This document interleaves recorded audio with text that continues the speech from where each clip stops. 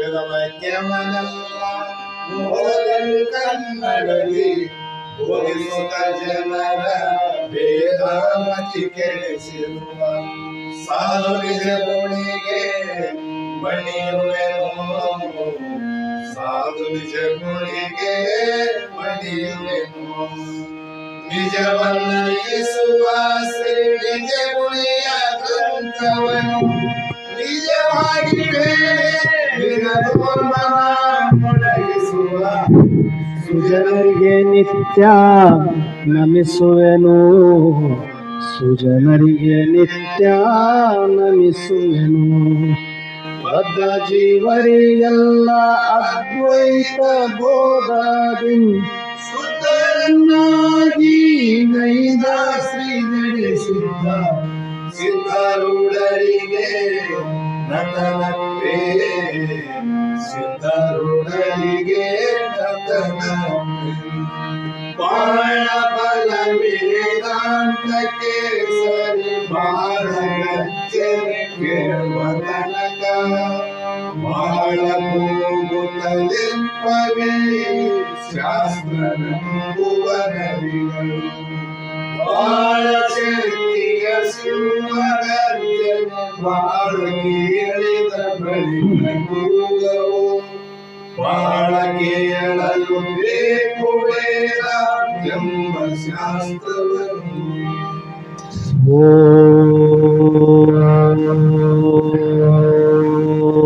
ಓಂ ಗುರು ಬ್ರಹ್ಮ ಗುರು ವಿಷ್ಣು ಗುರುದೇವೋ ಮಹೇಶ್ವರ ಗುರು ಸಾಕ್ಷಾತ್ ಪರಬ್ರಹ್ಮ ತಸ್ಮೈ ಶ್ರೀ ಗುರವೇ ನಮಃ.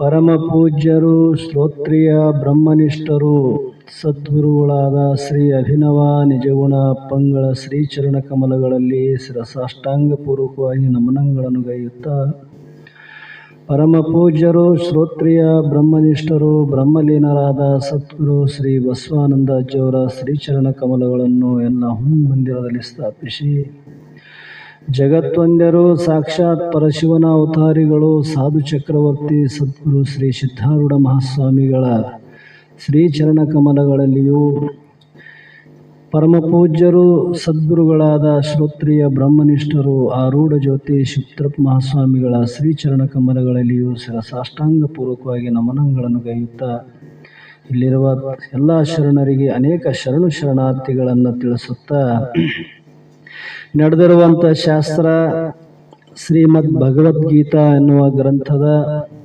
6ನೇ ಗತಿಯ ಪ್ರಾರಂಭದ ವಿಷಯ ಅನ್ನುವಂಥದ್ದು ನಿನ್ನೆ ಪರ್ಯಂತರ ವಿಚಾರ ಮಾಡಲಾಗಿದ್ದು, ಇವತ್ತು ಈ ಒಂದು 6ನೇ ಗತಿಯ ಪ್ರಾರಂಭದಲ್ಲಿ ಹೇಳಲ್ಪಟ್ಟಂತೆ ಏನು ಹೇಳ್ತಾನಪ್ಪ ಅಂದ್ರೆ ಆತ್ಮ ಸಂಯೋಗ ಯೋಗ ಅಂತ ಹೇಳ್ತಾನೆ. ಆತ್ಮ ಸಂಯಂ ಯೋಗ. ಸಂಯಂ ಅಂದರೆ ನಿಗ್ರಹ. ಆತ್ಮ ಅಂದಾಗ ಇಲ್ಲಿ ಆತ್ಮ ಅಂತಂದಾಗ ಮನ ಬುದ್ಧಿ ಅಂತ ನಿನ್ನೆ ವಿಚಾರ ಮಾಡಿ ಇದರಲ್ಲಿ 5 ಪ್ರಕಾರದ ವಿಚಾರವನ್ನು ತಿಳಿಸುತ್ತಾ ಬಂದರು ನಿನ್ನೆ ಪರಿತರು. ಇನ್ನು ಒಂದು 6ನೇದು ವಿಷಯ ಏನದಪ್ಪ ಅಂತಂದರೆ ಈ ಅಧ್ಯಾಯದಲ್ಲಿ ಮುಖ್ಯವಾಗಿ ಈ ಅಧ್ಯಾಯದಲ್ಲಿ ಈ ಏನು ನಿನ್ನೆ ಪರ್ಯಂತರ ಹೇಳ್ಕೊಂಡು ಬಂದಂಥ ವಿಷಯವನ್ನೇ ಇದ್ರಾಗ ಹೇಳ್ತಾರೆ. ಈ ಅಧ್ಯಾಯ ಮುಗಿಯ ಪರ್ಯಂತರ ಇದು 3 ಭಾಗ ಮಾಡ್ಯಾರ ಈ ಭಗವದ್ಗೀತೆದೊಳಗೆ. 6 6 6 3 18 ಭಾಗ ಅಂತ 6 3 18 3 ಭಾಗ ಮಾಡ್ಯಾರ. ಇದ್ರಾಗ 3 ಭಾಗದಲ್ಲಿ ಮುಖ್ಯವಾಗಿ ಹೇಳಲ್ಪಟ್ಟಂಥ ವಿಷಯ ಏನಪ್ಪ ಅಂದರೆ ತತ್ವಮಸಿ ಮಹಾವಾಕ್ಯದ ಉಚ್ಚಾರವನ್ನೇ ಹೇಳಕ್ಕೆ ಹೊಂಟಾರ ಅವರು. 3 ಅಧ್ಯಾಯ ಭಾಗ ಮಾಡ್ಯಾರ ಇಲ್ಲಿ. ತತ್ವ ತಮ್ಮ ಅಸಿ ಈ ಏನು ಮೊದಲನೇ ಈ ನಡೆದಿರುವಂಥ ಏನು ಮೊದಲನೇ 6 ಅಧ್ಯಾಯ ಇದು ಕೊನೆ ಅಧ್ಯಾಯ ಇದು. ಇಲ್ಲಿ 1ನೇ ಅಧ್ಯಾಯದಿಂದ ಹಿಡಿದು 6ನೇ ಅಧ್ಯಾಯ ಪರ್ಯಂತರ ಏನು ಹೇಳಿಕೆ ಅಂತ ಬಂದಾರಲ್ಲ, ಈ ವಿಷಯ ಏನು ಹೇಳ್ತದಂದ್ರೆ ತತ್ಪದದ ವಾಚ್ಯಾರ್ಥ ಮತ್ತು ಲಕ್ಷ್ಯಾರ್ಥ. 3 ಅಧ್ಯಾಯ ಪರ್ಯಂತರ ವಾಚ್ಯಾರ್ಥವನ್ನು ಹೇಳಿಕೆ ಅಂತ ಬಂದನು. 4ನೇ ಅಧ್ಯಾಯದಲ್ಲಿ ಸ್ವರೂಪವನ್ನು ಬೋಧ ಮಾಡ್ಯಾನ ಶ್ರೀಕೃಷ್ಣ ಪರಮಾತ್ಮ. ಅಂದರೆ ತ್ವಂಪದದ ವಾಚ್ಯಾರ್ಥ ಏನು? ಜೀವಾತ್ಮ. ಅಂದರೆ ಮನಬುದ್ಧಾದಿಗಳಲ್ಲಿ ಅಹಂ ಬುದ್ಧಿಯನ್ನು ಉಳ್ಳವನಾಗಿ ಆ ದೇಹದಲ್ಲಿ ಮಮತ್ವವುಳ್ಳವನಾಗಿರುವಂಥವನೇ ಜೀವಾತ್ಮ. ಈ ಬುದ್ಧಿಯನ್ನು ತೊರೆದು ತನ್ನ ಸ್ವಯಂ ಪ್ರತ್ಯೇಗಾತ್ಮನಲ್ಲಿ ಆ ಪರಬ್ರಹ್ಮ ಸ್ವರೂಪನೇ ನಾನಂತ ತಿಳಿಯೋದೇ ಇದೇ ಪ್ರತ್ಯೇಗಾತ್ಮನ ಸ್ವರೂಪ. ಅಂದರೆ ಇಲ್ಲಿ ತತ್ಪದದ ವಾಚ್ಯಾರ್ಥ ಮತ್ತು ತ್ವಂಪದದ ವಾಚ್ಯಾರ್ಥ ಮತ್ತು ಲಕ್ಷ್ಯಾರ್ಥ ಎರಡೇ ಹೇಳಿಕೆ ಅಂತ ಬಂದ. ಮತ್ತು ಇಲ್ಲಿ ಕೆಲಸ ಯಾಕೆ ಹೇಳಿದರು ಇಲ್ಲಿ ಅಂತಂದರೆ, ಈ ಸ್ವಯಂಯತೆ ಅನ್ನುವಂಥದ್ದು ಯಾಕೆ ಹೇಳಿದ್ರಪ್ಪ ಅಂತಂದರೆ, ಜೀವಾತ್ಮನು ಬಹುಜನ್ಮಗಳ ವಾಸನ ಮುಖಾಂತರವಾಗಿ ಜನ್ಮ ಜನ್ಮಾಂತರಗಳಲ್ಲಿ ಅನೇಕ ವಾಸನಗಳಿಂದ ಒಡಗೂಡಿದಂಥ ಜೀವಾತ್ಮನು ಈ ವಾಸನವನ್ನು ತ್ಯಜಿಸಿ ತನ್ನ ಸ್ವರೂಪದಲ್ಲಿ ತಾನು ವೃತ್ತಿಯುಳ್ಳವನಾಗಲಿ ಎಂಬ ಉದ್ದೇಶದಿಂದನೇ ಆ ಮನಾದಿ ಬುದ್ಧಿಗಳಲ್ಲಿ ಇರುವಂಥ ವಾಸನವನ್ನು ನಾಶ ಮಾಡಬೇಕಾಗಿತ್ತಪ್ಪ ಅಂತಂದರೆ ಔಟ್ರು ದೋಷವನ್ನು ತೋರಿಸಿ ಅದರಲ್ಲಿರುವಂಥ ನಿರ್ದೋಷವಾದಂಥ ತತ್ವವನ್ನು ತಿಳಿಸಬೇಕೆಂಬುದೇ ಮೂಲ ಅಭಿಪ್ರಾಯ ಆತ ಅವ್ರದ್ದು. ಅದಕ್ಕಾಗಿ ತತ್ವಮಸಿ ವಾಕ್ಯ ಇಲ್ಲಿ ಮುಂದೆ 7ನೇ ಅಧ್ಯಾಯದಿಂದ ಹಿಡಿದು 12ನೇ ಅಧ್ಯಾಯ ತನಕ ತತ್ಪದದಲ್ಲಿ ವಾಚಾರ್ಥ ಲಕ್ಷ್ಯಾರ್ಥ ಹೇಳ್ತಾರೆ. ಅಲ್ಲಿ 13ನೇ ಅಧ್ಯಾಯದಿಂದ ಪ್ರಾರಂಭಗೊಂಡಂಥದ್ದು 18ನೇ ಅಧ್ಯಾಯ ಪರ್ಯಂತರ ಅಶಿಪದದ ವಾಚಾರ್ಥ ಲಕ್ಷ್ಯಾರ್ಥವನ್ನೇ ಹೇಳ್ತಾರೆ. ಅಂದರೆ ಇಲ್ಲಿ ತತ್ವಮಸಿ ಮಹಾವಾಕ್ಯದ ಮೂಲ ಅಭಿಪ್ರಾಯವನ್ನು ಇಟ್ಕೊಂಡೇ ಈ ಗ್ರಂಥವನ್ನು ಬೋಧ ಮಾಡಕೈತಾರೆ. ಯಾರೇ ಮುಮುಕ್ಷುಗಳು ಇರಲಿ, ಎಲ್ಲ ಮುಮುಕ್ಷುಗಳಿಗೆ ಉದ್ದೇಶ ಏನಪ್ಪ ಅಂತಂದರೆ ತತ್ವಮಸಿ ಮಹಾವಾಕ್ಯದ ಉಪದೇಶವೇ ಅವರ ಮೂಲ ಉದ್ದೇಶ ಆಯಿತು. ಅಂದರೆ ಇಂಥ ಒಂದು ಮಹಾವಾಕ್ಯವನ್ನು ಅರ್ಥ ಮಾಡಿಕೊಳ್ಳುವಂಥ ಬುದ್ಧಿ ಸ್ವಯಂಯತೆ ಇರಬೇಕು ಅನ್ನೋ ಒಂದು ಉದ್ದೇಶದಿಂದ ಇಲ್ಲಿ ಹೇಳಕ್ಕೆ ಹೊಂಟಾರ. ಅದಕ್ಕೆ ನಿನ್ನೆ ಮಿತಿ ಹೇಗಿರಬೇಕು ಮತ್ತು ವ್ಯವಹಾರ ಹೇಗಿರ್ತಾವ ಅಂತ ಹೇಳಿಕೆ ಅಂತ ಬಂದು ಈಗ ಕೊನೆಯದು ಒಂದು 6ನೇದು ಒಂದು ಮುಖ್ಯ ವಿಚಾರವನ್ನು ಹೇಳ್ತಾರೆ ಇವತ್ತು. ಯಾವನು ಈಗ ಇಲ್ಲಿಯ ಪರ್ಯಂತ 5 ಸಾಧನಗಳನ್ನು ಹೇಳಿಕೆ ಅಂತ ಬಂದಾರ. ಇದು 6ನೇ ಸಾಧನದಲ್ಲಿ ಇದ್ದವನು ಅಂದರೆ ವಿವೇಕ ವೈರಾಗ್ಯದಿ ದೃಕ್ ವಿವೇಕ ಅಂತ ಒಂದು ಹೇಳಿದರು. ದೃಶ್ಯ ವಿವೇಕದಿಂದ ಹೇಳಿಕೆ ಅಂತ ಬಂದಾರ.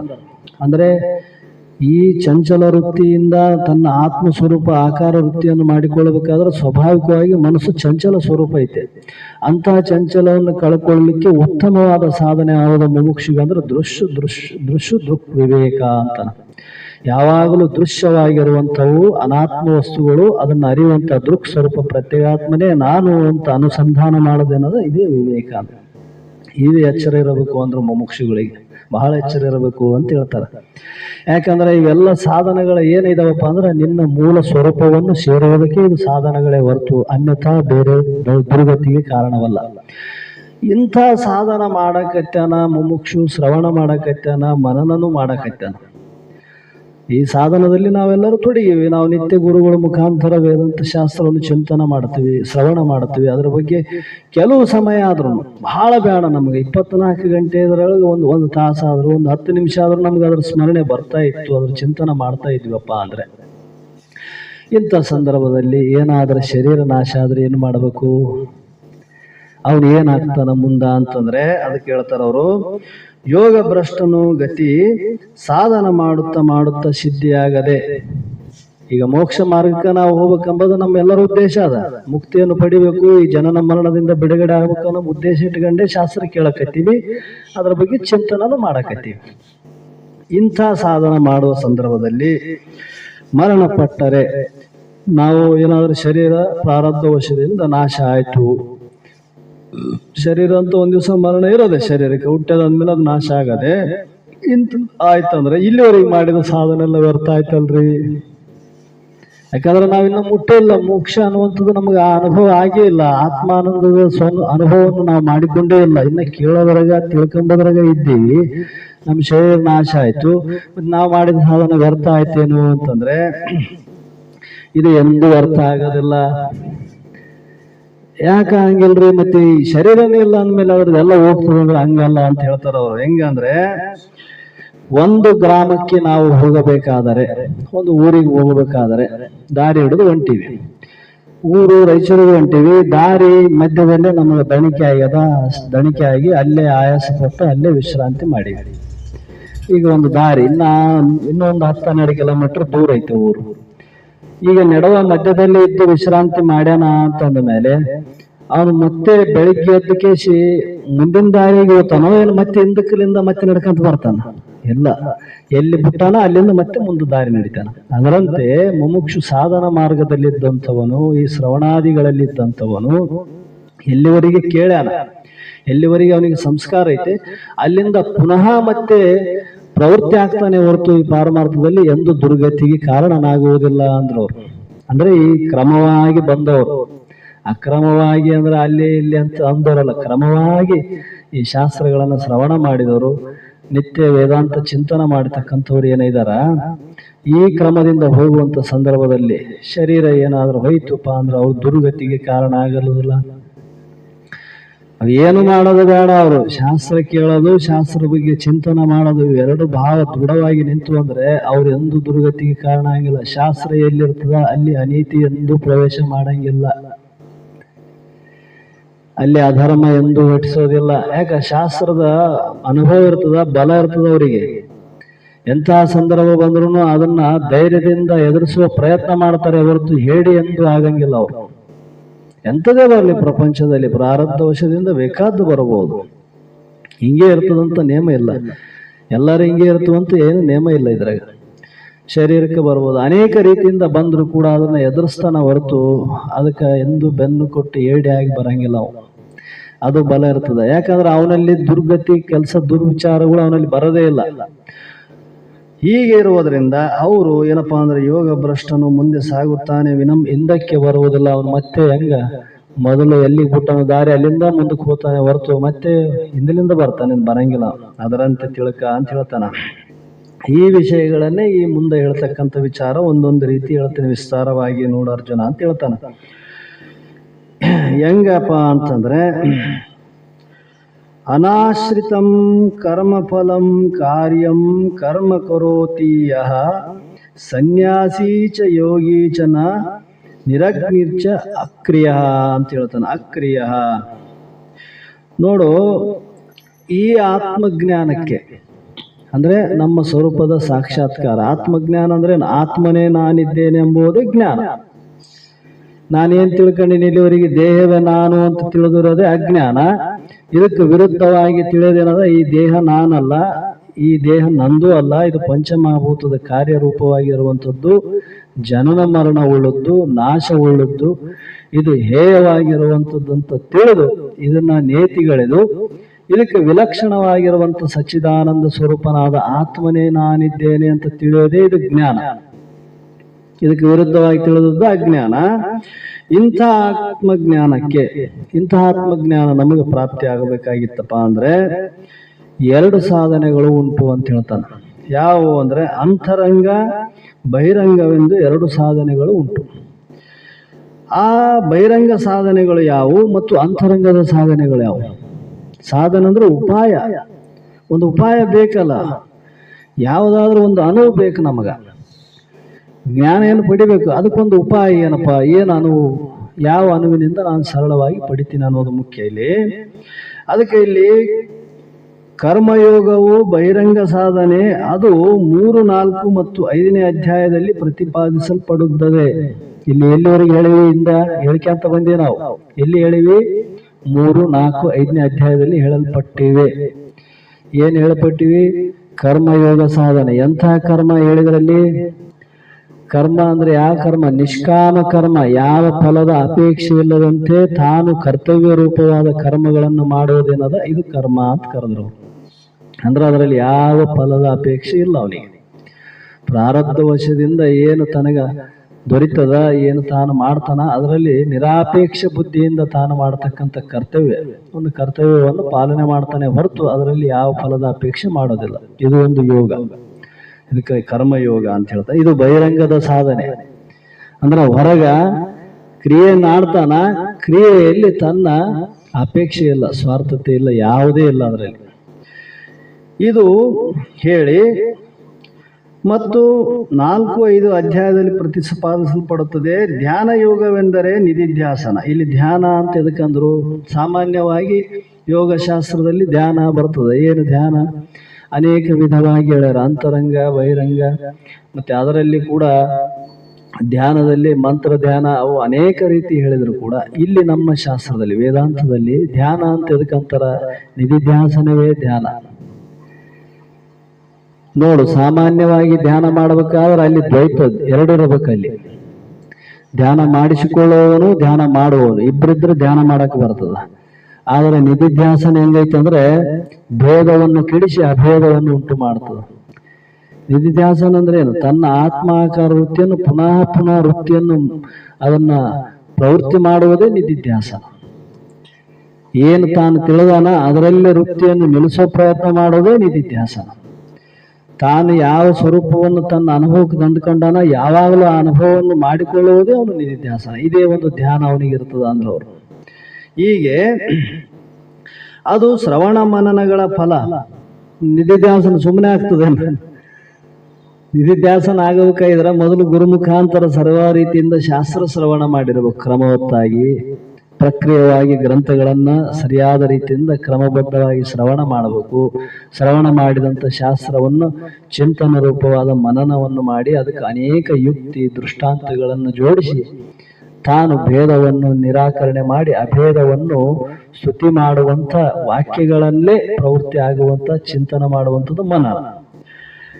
ಇಂಥ ಮನನದ ಫಲ ಏನದಪ್ಪ? ಆ ಮನನ ಶ್ರವಣ ಆಯ್ತು, ಮನನ ಆಯ್ತು, ಅದ್ರದ್ದು ಫಲ ಏನು ಅಂದ್ರೆ ಅದು ದೇಹವೇ ತಾನೆಂಬ ಏನ್ ಮಾಡ್ತದದು? ಅದು ದೇಹವೇ ತಾನೆಂಬ, ಪ್ರಪಂಚವೇ ಸತ್ಯವೆಂಬ ಮತ್ತು ಪರಮಾತ್ಮನು ಎಲ್ಲೇ ಎಂಬ ವಿಪರೀತ ಭಾವವನ್ನೇ ಕಳೆಯುತ್ತದೆ. ಇಲ್ಲಿ ಮೂರು ಹೇಳ್ತದ. ದೇಹವೇ ತಾನೆಂಬ ಬುದ್ಧಿ ಯಾವುದರಿಂದ ನಾಶ ಆಗ್ತದ? ಶ್ರವಣದಿಂದ ನಾಶ ಆಗ್ತದ. ಶ್ರವಣ ಮಾಡೋದ್ರಿಂದ ಇಲ್ಲಿವರೆಗೆ ನಾನು ಶರೀರ ನಾನು ಅಂತ ತಿಳ್ಕೊಂಡಿದ್ದೆ, ನಾನೇ ಹುಟ್ಟಿನಿ ನಾನೇ ಸಾಯ್ತೀನಿ ಅಂತ ತಿಳ್ಕೊಂಡಿದ್ದೆಪ್ಪ. ಗುರುಗಳ ಉಪದೇಶದಿಂದ ಈಗ ನನಗೆ ಅದೇನಪ್ಪ ಶ್ರವಣ ಮುಖಾಂತರವಾಗಿ ಕೇಳಿ ಈ ಶರೀರ ಹುಟ್ಟದ, ಶರೀರ ಸಾಯ್ತದ, ಇದ್ರಾಗ ಇರುವಂತ ಜೀವಾತ್ಮ ನಾನು ಹುಟ್ಟಿದವನಲ್ಲ ಸಾಯೋನಲ್ಲ ಅನ್ನುವಂಥದ್ದು ಅರ್ಥಜ್ಞಾನ ಆಯ್ತು. ಅದನ್ನ ಚಿಂತನ ಮಾಡಿದಾಗ ತನ್ನ ಅನುಭವಕ್ಕೆ ತಂದುಕೊಂಡ. ಅನುಭವಕ್ಕೆ ತಂದಾಗ ಏನು ದೃಢ ಆಯ್ತು ಅವನಿಗೆ? ದೇಹ ನಾನಲ್ಲ, ದೇಹಕ್ಕೆ ವಿಲಕ್ಷಣವಾದಂತ ಪ್ರತ್ಯೇಗಾತ್ಮ ನಾನು ಅಂತ ತಿಳಿದ. ಮತ್ತೆ ಈ ಜಗತ್ತು ಇಲ್ಲಿವರೆಗೆ ನಾನು ಸತ್ಯ ಅಂತ ತಿಳಿದಿದ್ದೆ, ಏನ್ ಕಾಣ್ತದ ತೋರ್ತದ ಅದೆಲ್ಲ ಸತ್ಯ ಅಂತ ತಿಳಿದಿದ್ದೆ. ಆದ್ರೆ ಈಗ ನನ್ನ ಅನುಭವಕ್ಕೆ ಬಂತು, ತೋರುವುದೆಲ್ಲವೂ ಏನೈತೆ? ಜಾತಸ್ಯಂ ಧ್ರುವಂ ಇದಂ ಮೃತ್ಯು ಅಂತ. ಏನ್ ತೋರ್ತದ ಏನ್ ಹುಟ್ಟತದ ಅದೆಲ್ಲವೂ ನಾಶ ಆಗದೆ ಹೊರತು ಅದು ಸತ್ಯ ಅಲ್ಲ ಅಂತ ಜ್ಞಾನ ಆಯ್ತು. ಇದು ಶ್ರವಣ ಮತ್ತು ಮನನದಿಂದ ಆಯ್ತು. ನಿಧಿಧ್ಯಾಸನದಿಂದ ಏನಾಯ್ತಪ್ಪ ಅಂದ್ರೆ ಪರಮಾತ್ಮನು ಎಲ್ಲಿಯೂ ಇರುವನೆಂಬ ವಿಪರೀತ ಭಾವನೆ. ನಿಧಿಧ್ಯಾಸನ ಯಾಕೆ ಹೇಳ್ಯಾರ? ಎಲ್ಲವೂ ಕೇಳಿದೀವಿ, ಎಲ್ಲ ಶಾಸ್ತ್ರನೂ ಕೇಳಿದೀವಿ, ವಿಚಾರ ಮಾಡಿದೀವಿ, ಮನನ ಮಾಡಿದೀವಿ. ಕೊನೆಗೆ ಬಂದಾಗ ಮತ್ತೆ ಪರಮಾತ್ಮ ನಾನು ಹೆಂಗ ಆಗ್ತಾನಪ್ಪ, ಪರಮಾತ್ಮನೇ ಬ್ಯಾರೆ ಇದಾನ, ನಾನೇ ಬ್ಯಾರೆ ಏನೇ ಅಂತ ವಿಪರೀತ ಬುದ್ಧಿ ಬಂತಪ್ಪ ಅಂತಂದ್ರೆ ಈ ವಿಪರೀತ ಬುದ್ಧಿ ನಾಶ ಅದರಿಂದ ಆಗ್ತದ? ನಿಧಿಧ್ಯಾಸನದಿಂದ ಆಗ್ತದ ಅಂತ ಹೇಳ್ತಾನ. ಈ ಉದ್ದೇಶ ಇಟ್ಕೊಂಡೇ ಈ 6ನೇ ಅಧ್ಯಾಯ ಪ್ರಾರಂಭ ಮಾಡೀವಿ. ಅದಕ್ಕೆ ನೋಡು, ಕೆಲವರು ಅಗ್ನಿಹೋತ್ರಾದಿ ನಿತ್ಯ ನೈಮಿತ್ತಿಕಾದಿ ಕರ್ಮಗಳನ್ನು ತ್ಯಜಿಸಿದವನು. ಕೆಲವರು ಹೇಳ್ತಾರೆ ಯೋಗಿಗಳಂದ್ರೆ ಯಾರಿಗೆ ಅನ್ನಬೇಕು ಯೋಗಿ ಅಂತ. ಶ್ರೀಕೃಷ್ಣ ಪರಮಾತ್ಮ ಹೇಳ್ತಾನೆ ಯಾರಿಗೆ ಯೋಗಿ ಅನ್ನಬೇಕು. ಯಾಕಂದ್ರೆ ಕೆಲವರು ಅಗ್ನಿಹೋತ್ರಾದಿ ನಿತ್ಯ ನೈಮಿತ್ತಿಕಾದಿ ಕರ್ಮಗಳನ್ನು ತ್ಯಜಿಸಿದವನಂದ್ರೆ ತ್ಯಾಗ ಮಾಡಿದವನು. ಅವ್ರೇನು ಹೋಮಗಳನ್ನು ತ್ಯಾಗ ಮಾಡ್ಯಾರ, ಯಜ್ಞಾಗಾದಿಗಳನ್ನು ಮಾಡೋದಿಲ್ಲ, ಮತ್ತೆ ನಿತ್ಯ ಕರ್ಮಗಳನ್ನು ಮಾಡಂಗಿಲ್ಲ ಅವರು. ಅನಿತ್ಯ ಕರ್ಮ ಸ್ನಾನ ಜಪ ಪೂಜೆ ಇವೇನಿದೆ, ನಮಸ್ಕಾರ ವಂದನೆ ಇವು ಯಾವಿಲ್ಲ. ನೈಮಿತ್ತಿಕಾದಿ ಕರ್ಮ ಅಂದ್ರೆ ಅದು ಸಂದರ್ಭಾನುಸಾರವಾಗಿ ಯಾವುದೋ ಒಂದು ಕಾರ್ಯನಿಮಿತ್ತವಾಗಿ ಮಾಡ್ತಕ್ಕಂಥ ನೈಮಿತ್ತಿಕ ಕರ್ಮಗಳು. ಇವೆಲ್ಲದ ತ್ಯಜಿಸಿದಂದ್ರೆ ಇದನ್ನೆಲ್ಲ ತ್ಯಾಗ ಮಾಡೋಣ, ಬಿಟ್ಟಾನ ಅವನು. ಏನು ಮಾಡೋದಿಲ್ಲ ಅವನು, ಸುಮ್ಮನೆ ಇವೆಲ್ಲ ಬಿಟ್ಟು ಕಾಷಾಯ ವಸ್ತ್ರಗಳನ್ನು ಧರಿಸಿದವನು. ಕಾಷಾಯ ಅಂದ್ರೆ ಕಾವಿ ಬಟ್ಟೆ ಧರಿಸಿದ ಸನ್ಯಾಸಿ ಎಂದು ತಿಳಿಯುತ್ತಾರೆ. ನಾವೇನ್ ತಿಳ್ಕೊಂಡಿವಿ? ಇವೆಲ್ಲ ಬಿಟ್ಟವರು ಇಂಥ ಬಟ್ಟೆ ಹಾಕ್ಕೊಂಡಾರಲ್ಲ ಅವ್ರ ಸನ್ಯಾಸಿಗಳು ಅಂತ ನಾವು ತಿಳ್ಕೊಂಡಿವಿ. ಅವ್ರು ಇಲ್ಲಿ ಹೇಳ್ತಾರ, ಅವ್ರು ಏನು ಅಂದ್ರೆ ಮತ್ತೆ ಕೆಲವರು ಕರ್ಮಗಳೆಲ್ಲ ಬಿಟ್ಟವನು ಏಕಾಂತವೆಂದು ಹೇಳಿಸಿಕೊಳ್ಳುವ ಪರ್ವತ ಗುರುಗಳಲ್ಲಿ ವಾಸ ಮಾಡುವವನೇ ಯೋಗಿ ಎಂದು ತಿಳಿಯುತ್ತಾರೆ. ಯಾರಿಗೆ ಯೋಗಿ ಅನ್ನಬೇಕಂತಾರ ಅವರು? ಈಗ ಹೊರಗೆ ಬಿಟ್ಟವನಿಗೆ ಯೋಗಿ ಅನ್ನಬೇಕು, ಮತ್ತೆ ಹಿಂಗ ಬಟ್ಟೆ ಹಾಕ್ಯಣ ಇವನಿಗೆ ಯೋಗಿ ಅನ್ನಬೇಕು, ಇವು ಎಲ್ಲ ಬುಟ್ಟಕೇಶಿ ಗುಡ್ಡದಾಗ ಕುಂತಾನಲ್ಲ ಅವನಿಗೆ ಯೋಗಿ ಅನ್ನಬೇಕು ಅಂತ ಕೇಳಿದ್ರೆ ಎಂದು ತಿಳಿಯುತ್ತಾರೆ. ಇವೆಲ್ಲವೂ ಬಾಹ್ಯ ಚಿಹ್ನೆಗಳು ಅಂದ್ರವ್ರು. ಇವೆಲ್ಲ ಮಂದಿಗೆ ತೋರಿಸಂತ ಚಿಹ್ನೆಗಳೇ ಹೊರತು ಇವು ನಿಜವಾದ ಚಿಹ್ನೆ ಅಲ್ಲ, ಇವು ನಿಜವಾದ ಯೋಗಿಯ ಲಕ್ಷಣ ಅಲ್ಲ, ಬಾಹ್ಯದ ಲಕ್ಷಣ, ಹೊರಗಿನ ಚಿಹ್ನೆಗಳು ಅಷ್ಟೇ ಹೊರತು ಇವು ನಿಜವಾದ ಯೋಗಿಗೆ ಇರಬೇಕಾದಂತ ಗುಣಗಳು ಅಲ್ಲ ಅಲ್ಲ ಅಂತಾನ. ಯಾವುವು ಅಂತಂದ್ರೆ, ಮತ್ತು ಬಾಹ್ಯ ಚಿಹ್ನೆಗಳನ್ನು ಧರಿಸಿದ ಮಾತ್ರದಿಂದ ಯಾರೂ ನಿಜವಾದ ಸನ್ಯಾಸಿಗಳು ಆಗಲಾರರು. ಯಾರಾಗಕ್ಕೆ ಬರಂಗಿಲ್ಲ ಅಂದ್ರು ಅವ್ರು ಬೇಕಾದಷ್ಟು ಆಗಿದ್ರು ಅದು ಸನ್ಯಾಸಿ ಲಕ್ಷಣ ಅಲ್ಲ. ಸನ್ಯಾಸಿ ಮತ್ತು ಯೋಗದ ಚಿಹ್ನೆಗಳು ಅಂತರ್ಯದಲ್ಲಿರುತ್ತವೆ. ಎಲ್ಲಾವು? ಹೊರಗಾವೆ. ಸನ್ಯಾಸತ್ವದು ಮತ್ತು ಯೋಗಿಯ ಚಿಹ್ನೆಗಳು ಎಲ್ಲವ? ಅಂತರಂಗದಲ್ಲಿ. ಚಿಹ್ನ ಅಂದ್ರೆ ಗುರುತು ಅಂತ, ಅವ್ರ ಲಕ್ಷಣ ಹೇಳಿಕೊಡ್ತಾವ, ಅವ್ರ ಭಾವ ಹೇಳಿಕೊಡ್ತದ. ಎಲ್ಲಿ ಐತೆ? ಅವ್ರ ಅಂತರಂಗದಲ್ಲಿ ಐತೆ ನೋಡು. ಯಾವ ಅಂತ ಕೇಳಿದ್ರೆ, ಒಳಗಿನ ವಾಸನೆಗಳನ್ನು ನಾಶವಾಗಿರಬೇಕು. ಸಂಘ ಅಂದರೆ ಕರ್ತೃತ್ವ ಬುದ್ಧಿ ಎಂಬ ಆಸಕ್ತಿಯು ತೊಲಗಿರಬೇಕು. ಒಳಗಿನ ಏನು ವಾಸನೆಗಳು ನಾಶ ಆಗಿರಬೇಕು. ಸನ್ಯಾಸ ಅಂದ್ರೆ ಎಲ್ಲವನ್ನು ತ್ಯಾಗ ಮಾಡಿದವನು, ಭ್ರಾಂತಿಯನ್ನು ತ್ಯಾಗ ಮಾಡಿದವನು ಸನ್ಯಾಸಿ ಅಂತ ಕೇಳಿದಾರೆ. ಪ್ರಪಂಚ ಎಲ್ಲ ಭ್ರಾಂತಿಮಯ ಐತೆ ಅಂತ ತಿಳ್ಕೊಂಡು ಕೇಶ ಅದನ್ನು ತ್ಯಾಗ ಮಾಡಿ. ಎಲ್ಲಿ ತ್ಯಾಗ ಮಾಡಿದ್ದೆ? ಒಳಗೆ ತ್ಯಾಗ ಮಾಡಿಕೆ, ಹೊರಗೆ ಮಾಡಿದ್ದೆ ಬರೀ ನೀನು. ಆದ್ರೆ ಇವನು ಒಳಗೈದಾನ, ಎಲ್ಲ ಸಂಸಾರದಾಗ ಇದಾನ, ಇವೆಲ್ಲ ತ್ಯಾಗ ಮಾಡ್ಯಾನ ನೋಡು. ಮತ್ತೆ ಇವನಿಗೆ ಯೋಗಿ ಅಂದ್ರು ಅವರು, ಗೃಹಸ್ಥನಿಗೆ. ಮತ್ತೆ ಅವ್ರು ಬಟ್ಟೆ ಹಾಕ್ಯಂಡವ್ರನ್ರಿ, ಹೌದಪ್ಪ ಹೊರಗೆ ಹಾಕ್ಯಂಡನ, ಇವನು ಒಳಗೆ ತೊಟ್ಕೊಂಡನ್ ನೋಡು. ಅದಕ್ಕೆ ಹೇಳಿಲ್ಲ, ಅರಿವೇ ದಂಡ ನಿಜ ವಿರಾಗವೇ ಕರದ ಪಾತ್ರೆಯು, ಪರಮ ಸಂತುಷ್ಟಿಯೇ ಕಮಂಡಲವು, ವರ ತಿತಿಕ್ಷೆ ಎಂಬುದು ಬಸಿತ ಲೇಪನವು, ಪರಮ ಸಂತೋಷ ಎಂಬುದೇ ಕಮಂಡಲವು. ಇವು ಐದು ಲಕ್ಷಣಗಳ ಬರ್ಕೊಂಬಂದರ ಯಾರು? ಸರ್ಪಭೂಷಣರು ಜ್ಞಾನ ಶತಕದಲ್ಲಿ. ಅರಿವೇ ದಂಡ, ಅವರಿಗೆ ಜ್ಞಾನಿಗಳಿಗೆ ಯಾವುದು ದಂಡ? ನಾವು ಸಾಮಾನ್ಯ ಸನ್ಯಾಸಿಗಳು ದಂಡ ಹಿಡ್ಕೊಂಡ್ರೆ ಯಾಕೆ ಹಿಡ್ಕೊಂಡಿರ್ತಾರ ಅವ್ರು ಅಂದ್ರೆ, ಯಾವ ನಾವು ಬೇಳಕೆನ್ ತಿಂಬಕ್ ಹೋದಾಗ ನಾಯಿ ಕಲೆ ಉಳ್ತಾವ, ಒಡೆಕ್ ಬರ್ತದ, ಅವ್ರು ಕಟ್ಟಿಗೆ ಹಿಡ್ಕೊಂಡು ತಿರುಗಾಡ್ತಾವ. ಹೊರಗಿನೂ ಇದಾವ. ಆದ್ರೆ ಜ್ಞಾನಿಗಳು ಎಂತ ದಂಡ ಇಟ್ಟಾರ? ನಾಯಿ ಎಂಬ ಅನೇಕ ಭೇದವಾದ ಮತಗಳು ಇದಾವಲ್ಲ, ಭೇದವಾದಿಗಳು, ಅಂತ ನಾಯಿಗಳನ್ನು ಓಡಿಸ್ಬೇಕಾದ್ರೆ ಜ್ಞಾನ ಎಂಬ ದಂಡ ಯಾವನು ಹಿಡ್ದಾನ ಅವನಿಗೆ ಬರ್ತದೆ ನೋಡು ಓಡಿಸಕ್. ಇಲ್ಲಾಂದ್ರೆ ಅವ್ರು ಭೇದ ಹೇಳಿಕೆಂತ ಹೋಗ್ತಾರ. ಅಂತ ದಂಡ ಅವ್ರು ಎಲ್ಲಾರ ಒಳಗೆ ಹೃದಯದಲ್ಲಿ ಧರಿಸ್ಯಾರ ಅವರು. ಅರಿವೇ ದಂಡ ನಿಜ ವಿರಾಗವೇ ಕರದ ಪಾತ್ರೆ. ಮತ್ತೆ ವೈರಾಗ್ಯ ಇದ್ದವನಿಗೆ ಏನು ಬೇಕಾಗಿದೆ? ಯಾರದು ಏನು ಬೇಕಾಗಿಲ್ಲ, ಯಾರಿಗೇನಿಲ್ಲ, ಅಪೇಕ್ಷೆ ಇಲ್ಲ. ಮತ್ತೆ ಅವನಿಗೆ ಕರವೇ ಪಾತ್ರೆ ಆಯ್ತು ನೋಡು. ಇನ್ನೊಂದು ಪಾತ್ರೆ ಯಾಕೆ ಬೇಕು ಸರ್? ಅವನು ತಿತಿಕ್ಷೆ ಎಂಬುದೇ ಬಸಿತ ಲೇಪನವು. ತಿತಿಕ್ಷೆ ಅನ್ನುವ ಗುಣ ಜ್ಞಾನಿಗಳಲ್ಲೇ ಇರ್ತದದು. ತಿತಿಕ್ಷೆ ಅಂದ್ರೆ ಎಲ್ಲವೂ ಸಹನ ಮಾಡ್ತಕ್ಕಂಥ ಸಾಮರ್ಥ್ಯ ಇರ್ತದ. ಅಂದ್ರೆ ಶೀತ ಉಷ್ಣ ಮಾನ ಅಪಮಾನ ಸುಖ ದುಃಖ ರೋಗ ಅನೇಕ ರೀತಿಯಿಂದ ಬಂದಾಗ ಕೂಡ ಅದನ್ನು ಸಹನೆ ಮಾಡಿಕೊಳ್ಳುವಂತ, ಶಾಂತಿಯಿಂದ ಸಹನೆ ಮಾಡಿಕೊಳ್ಳುವಂತ. ತಿತಿಕ್ಷೆ ಅಂದ್ರೆ ಏನು? ಸುಮ್ಮನೆ ಬಲವಂತಕ ಸಹನೆ ಮಾಡೋದಲ್ಲ. ಎತ್ತಿಗೆ ಬಂಡಿಗೆ ಏರಿಸಿರ್ತಾರ, ಕ್ವಿಂಟಲ್ ಗಟ್ಲೆ ಜ್ವಾಳ ಏರಿಸಿರ್ತಾರ, ಅವನು ಸಹನೆ ಮಾಡಿ ಹೋಗ್ತಾವ. ಆದ್ರೆ ಅವ್ ಮನುಷ್ಯನಿಗೆ ಬೈಕೆ ಅಂತ ಹೋಗ್ತಾವ. ಎಂತ ಪಾಪಿಷ್ಟಪ್ಪ ಇವನು, 8 ವರ್ಷನ ನಮಗ ಹೊರಕಾಗವಲ್ಲ.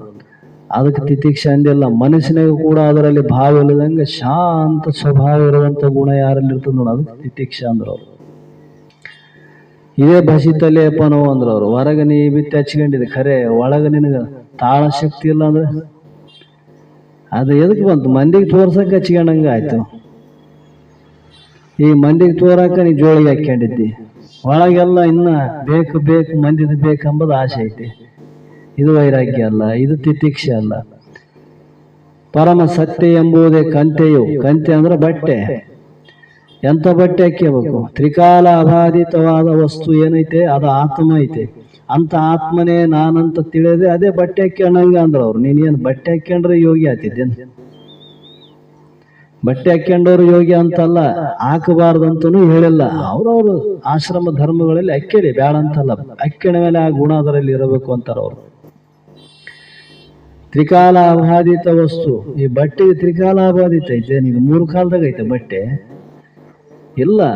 ಆದ್ರ ಆತ್ಮ ಯಾವಾಗಲೂ ಇದ ನೋಡು. ಅಂತ ಆತ್ಮನೇ ನಾನಂತ ದೃಢಜ್ಞಾನ ಇತ್ತಂದ್ರ ಅದೇ ಕಂತೆ ಧರಿಸಿದಂಗ ಅಂದ್ರೆ ಬಟ್ಟೆ ಧರಿಸಿದಂಗ ಆಯ್ತು. ಪರಮ ಸಂತುಷ್ಟಿಯೇ ಕಮಂಡಲವು. ಯಾವಾಗಲೂ ಆನಂದದಿಂದಿರೋದೇ ಕಮಂಡಲ. ನೀರಡಿಕೆ ಆದಾಗ ನೀರು ಕುಡಿಯಕ್ಕೆ ಬರ್ತದಂತ ಆವಾಗಿನ ಕಾಲದಾಗ. ಈಗ ಯಾರು ಹಿಡಿತಾರೆ ಕಮಂಡಲ? ಈಗೆಲ್ಲ ಚಲೋ ಬಂದವ. ಅವ್ರವೇ ಬೇರೆ ವ್ಯವಸ್ಥೆ ಇದಾವ. ಅವಾಗ ಇರ್ತದ್ರು ಯೋಗಿಗಳಲ್ಲಿ. ಯಾಕಂದ್ರೆ ಎಲ್ಲೇನ ಮತ್ತೆ ಅಡಿಗೆ ಗಿಡಿಯೋಗಿ ದಾರಿಯಾಗ ನಡೆಯಕಲ್ಕ ನೀರು ಅಡಿಕೆ ಆದಾಗ ಕುಡಿಯಕ. ಮತ್ತೆ ಇಂಥ ಆನಂದವೆಂಬ ನೀರು ಕುಡಿಯೋರಿಗೆ ಅವ್ರಿಗೆ ಎಲ್ಲಿದ್ರೆ ಏನೈತಿ, ಎಲ್ಲಿ ಬಿದ್ದರೆ ಏನೈತೆ, ಅವ್ರಿಗೇನು ಚಿಂತೆ ಇಲ್ಲ. ಅವ್ರಿಗೆ ಇನ್ನೊಂದು ಹೊರಗಿನ ವಸ್ತುವಿನ ಅಪೇಕ್ಷೆ ಇಲ್ಲ. ಇರಬೇಕಂತ ನೇಮ ಅಲ್ಲ, ಇದ್ರೂ ಏನು ತಪ್ಪಲ್ಲ. ಇದ್ದ ಮೇಲೆ ಇವು ಎಲ್ಲ ಇರಬೇಕು ಅಂದ್ರೆ ಅವ್ರು ಇವೆಲ್ಲ ಗುಣ ಇರಬೇಕಲ್ಲಿ. ಅರಿಯಲು ಈ ವಿಧ ಪಂಚ ಮುದ್ರೆಗಳನ್ನು ಧರಿಸಿದವನು ಆರಾಧರೇನು ಅವನು ಯತಿವರಿಯ ನೋಡು ಅಂದ್ರು ಅವ್ರು. ಅವನೇ ನೋಡಿ ಯತ್ಯಪ್ಪ. ಅವನು ಯಾರಾದ್ರೂ ಏನೈತೆ, ಅವನು ಗೃಹಸ್ಥ ಇರಲಿ, ಸನ್ಯಾಸಿ ಇರಲಿ, ವಾನಪ್ರಸ್ಥ ಇರಲಿ, ಬ್ರಹ್ಮಚಾರಿ ಇರಲಿ, ಯಾರಿದ್ದೀರನಪ್ಪ ಈ ಗುಣ ಯಾರಲ್ಲಿ ಇದಾವ ಅವನೇ ನೋಡು ಯತಿ ಅಂದ್ರೆ ಯೋಗಿ ಅಂತ.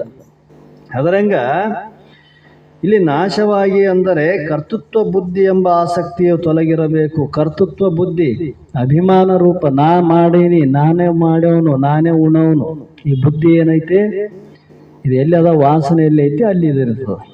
ಅದೇ ನಾಶ ಆಯ್ತು ಅಂದ್ರೆ ಇದು ಹೋಗಿರಬೇಕು.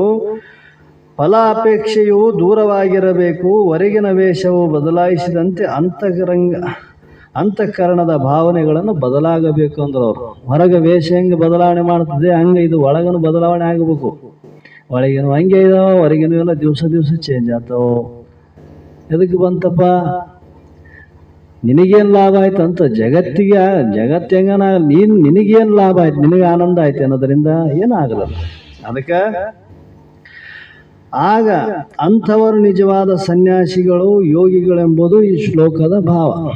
ಅವರಿಗೆ ಯೋಗಿ ಅನ್ನಬೇಕಂದ್ರು ಅವರು ಮಾಡಬೇಕಾದ ಕರ್ಮಗಳನ್ನು ಮಾಡಬೇಕು, ಮಾಡಬಾರದ ಕರ್ಮಗಳಿಗೆ ಕೈ ಹಾಕಬಾರದು. ಶಾಸ್ತ್ರದಲ್ಲಿ ಏನು ಹೇಳ್ತದ? ಮಾಡಬೇಕಾದ ಕರ್ತವ್ಯಗಳನ್ನು ನೀ ಮಾಡು, ನಿನ್ನ ಕರ್ತವ್ಯ ಅದ, ನಿನ್ನ ಕರ್ತವ್ಯವನ್ನು ನೀನು ನಿಭಾಯಿಸು. ಯಾವುದು ಶಾಸ್ತ್ರ ನಿಷೇಧ ಮಾಡಿದ ಅದ್ರಾಗ ಎಂದು ಕೈ ಹಾಕಕ್ಕೆ ಹೋಗಬೇಡ ಅಂದ್ರು. ನಿನಗೆ ಯಾಕೆ ಬೇಕಾಗದ? ಯಾರು ಏನದ ಹೋಗಲಿ, ನೀನು ಮಾಡ್ತಕ್ಕಂಥ ಕರ್ತವ್ಯ ಏನದ ಅದು ಮಾಡು. ಕರ್ಮಗಳನ್ನು ಸಹ ಫಲಾಪೇಕ್ಷೆಯನ್ನು ಬಿಟ್ಟು ಮಾಡುತ್ತಿರಬೇಕು ಅಂದ್ರೆ ಅವ್ರು. ಯಾವ ಫಲದ ಅಪೇಕ್ಷೆ ಇಟ್ಕೊಂಬಕ್ಕೆ ಹೋಗಬೇಡ. ಇದರಿಂದ ಏನಾಗ್ತದ?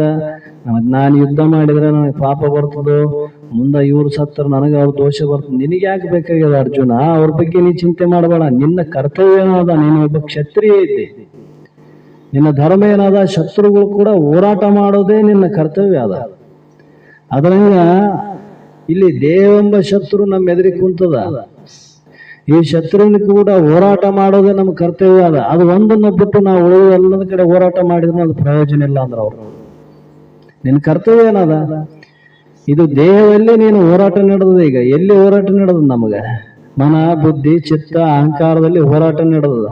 ಮತ್ತೆ ಇವ್ರನ್ನ ಹಿಂಗೆ ಇಟ್ಕೊಂಡು ನಾ ಜಯ ಸಾಧಿಸ್ತ ಅಂದ್ರೆ ಆಗಂಗಿಲ್ಲ ಸಾಧಿಸಕ. ಇವ್ರನ್ನ ಕೆಳಗೆ ಹಾಕಿದಾಗ ನೀ ಮೇಲೆ ಬರಕ್ ಬರ್ತದ. ಯಾಕಂದ್ರೆ ಇದನ್ನ ದಾಟಿದ ಮೇಲೆ ನಿನ್ನ ಸ್ವರೂಪ ಐತೆ. ಹೀಗೆ ಇದೇ ಸನ್ಯಾಸಿ ಮತ್ತು ಯೋಗಿಯ ಲಕ್ಷಣವೆಂದು ಗೀತೆಯ ಸಂದೇಶ. ಇದರ ಮೇಲಿಂದ ಆತ್ಮಜ್ಞಾನವಿಲ್ಲದ ಕರ್ಮಗಳನ್ನು ಬಿಟ್ಟು ಸೋಮಾರಿಗಳು ತಮ್ಮಸ್ಸಿನಲ್ಲಿ ಬಿದ್ದು ಏಕಾಂತದಲ್ಲಿ ವ್ಯರ್ಥವಾಗಿ ಕಾಲವನ್ನು ಕಳೆಯೋರು. ನೋಡು, ಮತ್ತೆ ನಾವಿದ್ರೆ ಅವರೇ ಶ್ರೇಷ್ಠ ಅಂತ ನಾವು ತಿಳ್ಕೊಂಡಿವಿ. ಅವರಿದ್ರೆ ನಮಗೆ ಕಪಾಳ ಕೊಡಿ ಹೆಂಗೆ ಹೇಳ್ತಾರೆ. ಮತ್ತೆ ತಪ್ಪಂತ ಅಲ್ಲ, ನಾವು ನಮ್ಮನ್ನು ಸುಮಾರು ಮಾಡ್ಕೊಂಡಿವಲ್ಲ, ನಾವು ಸಣ್ಣವ್ರಂತ. ನಿನಗೆ ಯಾರು ಹೇಳಿದ್ರಪ್ಪ ನೀನು ಸಣ್ಣವ್ರಂತ? ಶಾಸ್ತ್ರಿ ಹೇಳಿದೆ ನೀನು ಸಣ್ಣತಿದ್ದೆ ಅಂತ? ಇಲ್ಲಲ್ಲ, ನೀನು ಯಾಕಂತ ತಿಳ್ಕೊಂಡೆ? ಅವ್ರೇನು ಹೇಳ್ತಾರ? ಆತ್ಮಜ್ಞಾನವಿಲ್ಲದ ಕರ್ಮಗಳನ್ನು ಬಿಟ್ಟು ಸೋಮಾರಿಗಳು ಎಲ್ಲ ವೇಷ ಹಾಕ್ಯಂಡಾರ. ಅವರಲ್ಲಿ ಏನಿಲ್ಲ. ನೀ ಏನ್ ತಿಳಿಯಕತ್ತಿದ್ದಲ್ಲ, ಈಗ ಸಂಸಾರದಲ್ಲೇ ಇದ್ದಿ, ಗೃಹಸ್ಥಾಶ್ರಮದಲ್ಲಿ ಇದ್ದಿ, ಆದ್ರೂ ನೀನು ಕರ್ತವ್ಯ ರೂಪ ಕರ್ಮವನ್ನು ನೀ ಮಾಡಕತ್ತಿದ್ದಿ. ನೀ ಮಾಡ್ತಾ ಇದ್ದ ನಿನ್ನ ಸ್ವರೂಪವನ್ನು ನೀ ತಿಳಿಯಕಂತಿದ್ದಲ್ಲ, ಇಂಥ ಕೆಲಸವನ್ನು ನೀ ಮಾಡಕತ್ತಿದ್ದಿ. ಆದ್ರೆ ಇದೇ ಮಾಡಿಲ್ಲ. ಇದಿಲ್ಲದೆ ಹೊರಗಿನವೆಲ್ಲ ತಮಸ್ಸಿನಲ್ಲಿ ಬಿದ್ದು ಏಕಾಂತದಲ್ಲಿ ವ್ಯರ್ಥವಾಗಿ ಕಾಲವನ್ನು ಕಳೆಯುತ್ತಾರೆ. ಮಾಡೋದು ಬರ್ತದ, ಇಲ್ಲಿದ್ರೆ ಎಲ್ಲ ನಮಗೆ ಕೆಲ್ಸಕ್ಕೆ ಬರ್ತದ ಅಂತಂದು ಇದನ್ನು ಬಿಟ್ಟು ಹೋಗೋ ಮಂದಿನೂ ಭಾಳ ಐತೆ. ಯಾಕಂದ್ರೆ ಅಲ್ಲಿ ಹೊರಗೆ ಹೋದ್ರೆ ಆಯ್ತಲ್ಲ, ಮತ್ತೆ ಯಾರೋ ಕೂಳು ಯಾರೋ ನೀರು ಯಾರ್ದೋ ಉಂಡು ಹಂಗೆ ಜೀವನ ಕಳೆದಪ್ಪ. ಯಾಕೆ ಇಲ್ಲಿದ್ರೆ ಇವೆಲ್ಲ ಮಾಡ್ಬೇಕಾಗ್ತದ ನೋಡಿ ಜವಾಬ್ದಾರಿ.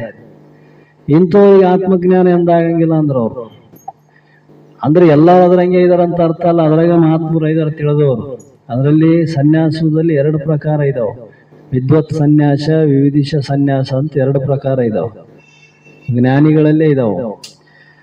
ಹೀಗೆ ಇಲ್ಲವೇ ಕಾಷಾಯ ವಸ್ತ್ರಗಳನ್ನು ಧರಿಸಿ ತಾನು ಸನ್ಯಾಸಿ ಅಂತಲೂ ಸ್ವಾಮಿ ಅಂತಲೂ ಕೂಗಿಕೊಳ್ಳುತ್ತಾ ಭಿಕ್ಷಾನದಿಂದ ಜೀವಿಸುವ ಸಮಾಜಕ್ಕೆ ಹೊರೆಯಾಗಿರುವ ಮನುಷ್ಯರು ಸನ್ಯಾಸಿಗಳೇ ಅಲ್ಲ.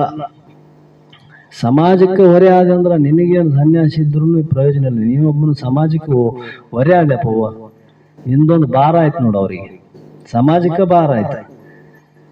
ಈ ರೀತಿ ಅಲ್ಲ ಅಂತ ಹೇಳ್ತಾನ. ಯೋಗಿಗಳು ಅಲ್ಲ ಎಂಬುದು ಸ್ಪಷ್ಟವಾಗುತ್ತದೆ. ಸನ್ಯಾಸಿಯು ನಿಜವಾದ ಚಿಹ್ನೆ ಆತ್ಮಜ್ಞಾನವು ಆತ್ಮಜ್ಞಾನವಾಗಿರುವುದೆಂಬುದಕ್ಕೆ ಕರ್ಮಫಲ ತ್ಯಾಗವೇ ಗುರುತು. ಕರ್ಮಫಲ ತ್ಯಾಗಕ್ಕೆ ಕರ್ತೃತ್ವ, ಆ ತ್ಯಾಗವೇ ಆಧಾರ. ಇದಕ್ಕ ಕುರು ಏನಪ್ಪ, ಗುರುತೇನು ಅಂತಂದ್ರೆ, ಯೋಗಿ ಆಗ್ಯಾನ ಆತ್ಮಜ್ಞಾನಕ್ಕೆ ಪ್ರಯತ್ನ ಮಾಡ್ಯಾನ ಅಂತಂದ್ರೆ ಕರ್ಮದ ಫಲದ ತ್ಯಾಗ ಮಾಡ್ಯಾನ ನೋಡ. ಕ್ರಿಯೆ ನಡೆದದ, ಆದ್ರ ಫಲ ಇಲ್ಲ, ಅದರಲ್ಲಿ ಅಪೇಕ್ಷೆ ಇಲ್ಲ, ಅವನು ಯಾವುದು ಅಪೇಕ್ಷೆ ಇಟ್ಟಿಲ್ಲ. ಮತ್ತೆ ಕರ್ತೃತ್ವ ಇಲ್ಲ, ಕರ್ಮಫಲ ತ್ಯಾಗ ಆಗ್ಯದ ಅನ್ನೋದಕ್ಕೆ ಏನು ಕರ್ತೃತ್ವ ಇಲ್ಲ ನೋಡು, ಅಭಿಮಾನ ಇಲ್ಲ ಅದ್ರ ಮೇಲೆ. ಅಭಿಮಾನ ಇಲ್ಲ ಅಂದ್ರೆ ನಿನ್ ಕರ್ಮ ಪುಟ್ಟಂಗೆ ಆಯ್ತದ. ಮತ್ತೆ ಇನ್ನೇನು, ನಿನಗೆ ಇದ್ರೂ ಅಷ್ಟೇ ಐತಿ, ಇಲ್ದ್ರೂ ಅಷ್ಟೇ ಐತೆ, ನಿನಗೆ ಅದರ ಅಭಿಮಾನನೇ ಇಲ್ಲ. ಹೀಗಿದ್ದವನೇ ನಿಜವಾದ ಸನ್ಯಾಸಿಯು. ಅಂಥವನು ನಾವು ಯತೀಶ್ವರನೆಂದು ತಿಳಿದು ಪೂಜಿಸಬೇಕಂದ್ರೆ ಅವರು ಅಂಥವನ್ನೇ ಯತಿ ಅಂತ ತಿಳ್ಕೊಂಡು ಅವನ್ನ ಪೂಜೆ ಮಾಡ್ರ. ಇವು ನಮ್ದೇ ತಿಂದು ನಮಗೆ ತಲೆಗೆ ಹೊಡೆದವ ಮಂದಿಗೆ ನೀವು ಪೂಜೆ ಮಾಡಬೇಡ್ರಿ ಅಂತ ಹೇಳಿದ್ರು ಅವರು. ಇಂಥವ್ರು ಇದಾರೆ ಜಗತ್ತಿನಾಗ. ಅದಕ್ಕೆ ಬಹಳ ವಿಚಾರ ಮಾಡವ ಇದಾವ. ಈಗ ಆಗಿದ್ದಲ್ಲ, ಇದು ಹಿಂದಿನ ಕಾಲದಾಗಲಿಂದ ಬಂದಿರೋದು. ಅದಕ್ಕೆ ಬರ್ಕೊಂಬಂದಾರಲ್ಲ ಅವರು. ಅವಾಗೂ ಇಂಥವ್ರು ಇದ್ರು ಅಂತ ಅರ್ಥ. ಈಗನು ಇರೋರೆ, ಮುಂದನು ಇರೋರೆ, ಇರಂಗಿಲ್ಲ ಅಂತಲ್ಲ. ಈ ರೀತಿಯಿಂದ ಅಂಥವನು ನಾವು ಯತೀಶ್ವರನ ತಿಳಿದು ಪೂಜಿಸಬೇಕು. ಯತೀಶ್ವರನು ಹೋದ ಮಾರ್ಗದಲ್ಲಿ ಹೋದರೆ ಅಂದರೆ ಅವನು ಹೆಂಗ ನಡೆದಾನ, ಯಾವ ಮಾರ್ಗ ಹಿಡಿದು ಅವನು ತನ್ನ ಸ್ವರೂಪವನ್ನು ಸಾಕ್ಷಾತ್ಕಾರ ಮಾಡಿಕೊಂಡನ, ಅಂಥವನ ಆಧಾರ ಇಟ್ಕೊಂಡೇ ನಾವು ಅವನ ಆಚರಣೆ ಅನುಸರಿಸಿಕೊಂಡು ನಾವು ತಿಳಿದು ಹೋದಾಗ ನಮಗೆ ಅಂಥ ಮೋಕ್ಷ ಸಾಕ್ಷಾತ್ಕಾರ ಆಗ್ತದೆ ಹೊರತು ಅದು ಬಿಟ್ಟರೆ ನಮಗೆ ಬೇರೆ ಸಾಧನೆ ಇಲ್ಲ ಅಂದ್ರು. ಈಗ ಗುರುಗಳು ಸಿದ್ಧಾರೂಢರು ಹೆಂಗ್ ಹೋದ್ರು, ಅದ್ರಂಗ ಆರೂಢ ಜೊತೆ ಶಿವತೃಪ್ತಾತ್ಮರು ಹೆಂಗ್ ಹೋದ್ರು, ಮತ್ತೆ ಅವ್ರ ಆಧಾರ ಇಟ್ಕೊಂಡು ಬಸವಾನಂದರು ಹೆಂಗ್ ಹೋದ್ರು, ಅವ್ರ ಆಧಾರ ಇಟ್ಕೊಂಡು ಈಗ ನಮ್ಮ ಗುರುಗಳು ಹೆಂಗ್ ಹೊಂಟಾರ, ಈ ಮಾರ್ಗವನ್ನೇ ಅವಲಂಬಿಸಿ ನಾವು ಹೋಗಕ್ಕೆ ಹೊರತು ಇದನ್ನು ಬಿಟ್ರೆ ಮತ್ತೆ ಬೇರೆ ನಿನಗೆ ಗತಿ ಇಲ್ಲ ಅಂದ್ರ ಅವ್ರು. ಅಂದ್ರೆ ಅವ್ರು ಯಾವ ಕ್ರಮದಿಂದ ಹೊಂಟಾರ ಆ ಕ್ರಮವನ್ನೇ ಅದನ್ನೇ ಆಚರಣೆಯಲ್ಲಿ ತಂದುಕೊಂಡಾಗ ನಾವು ಹೋಗಕ್ಕೆ ಬರ್ತದ ಅಂತಾರ.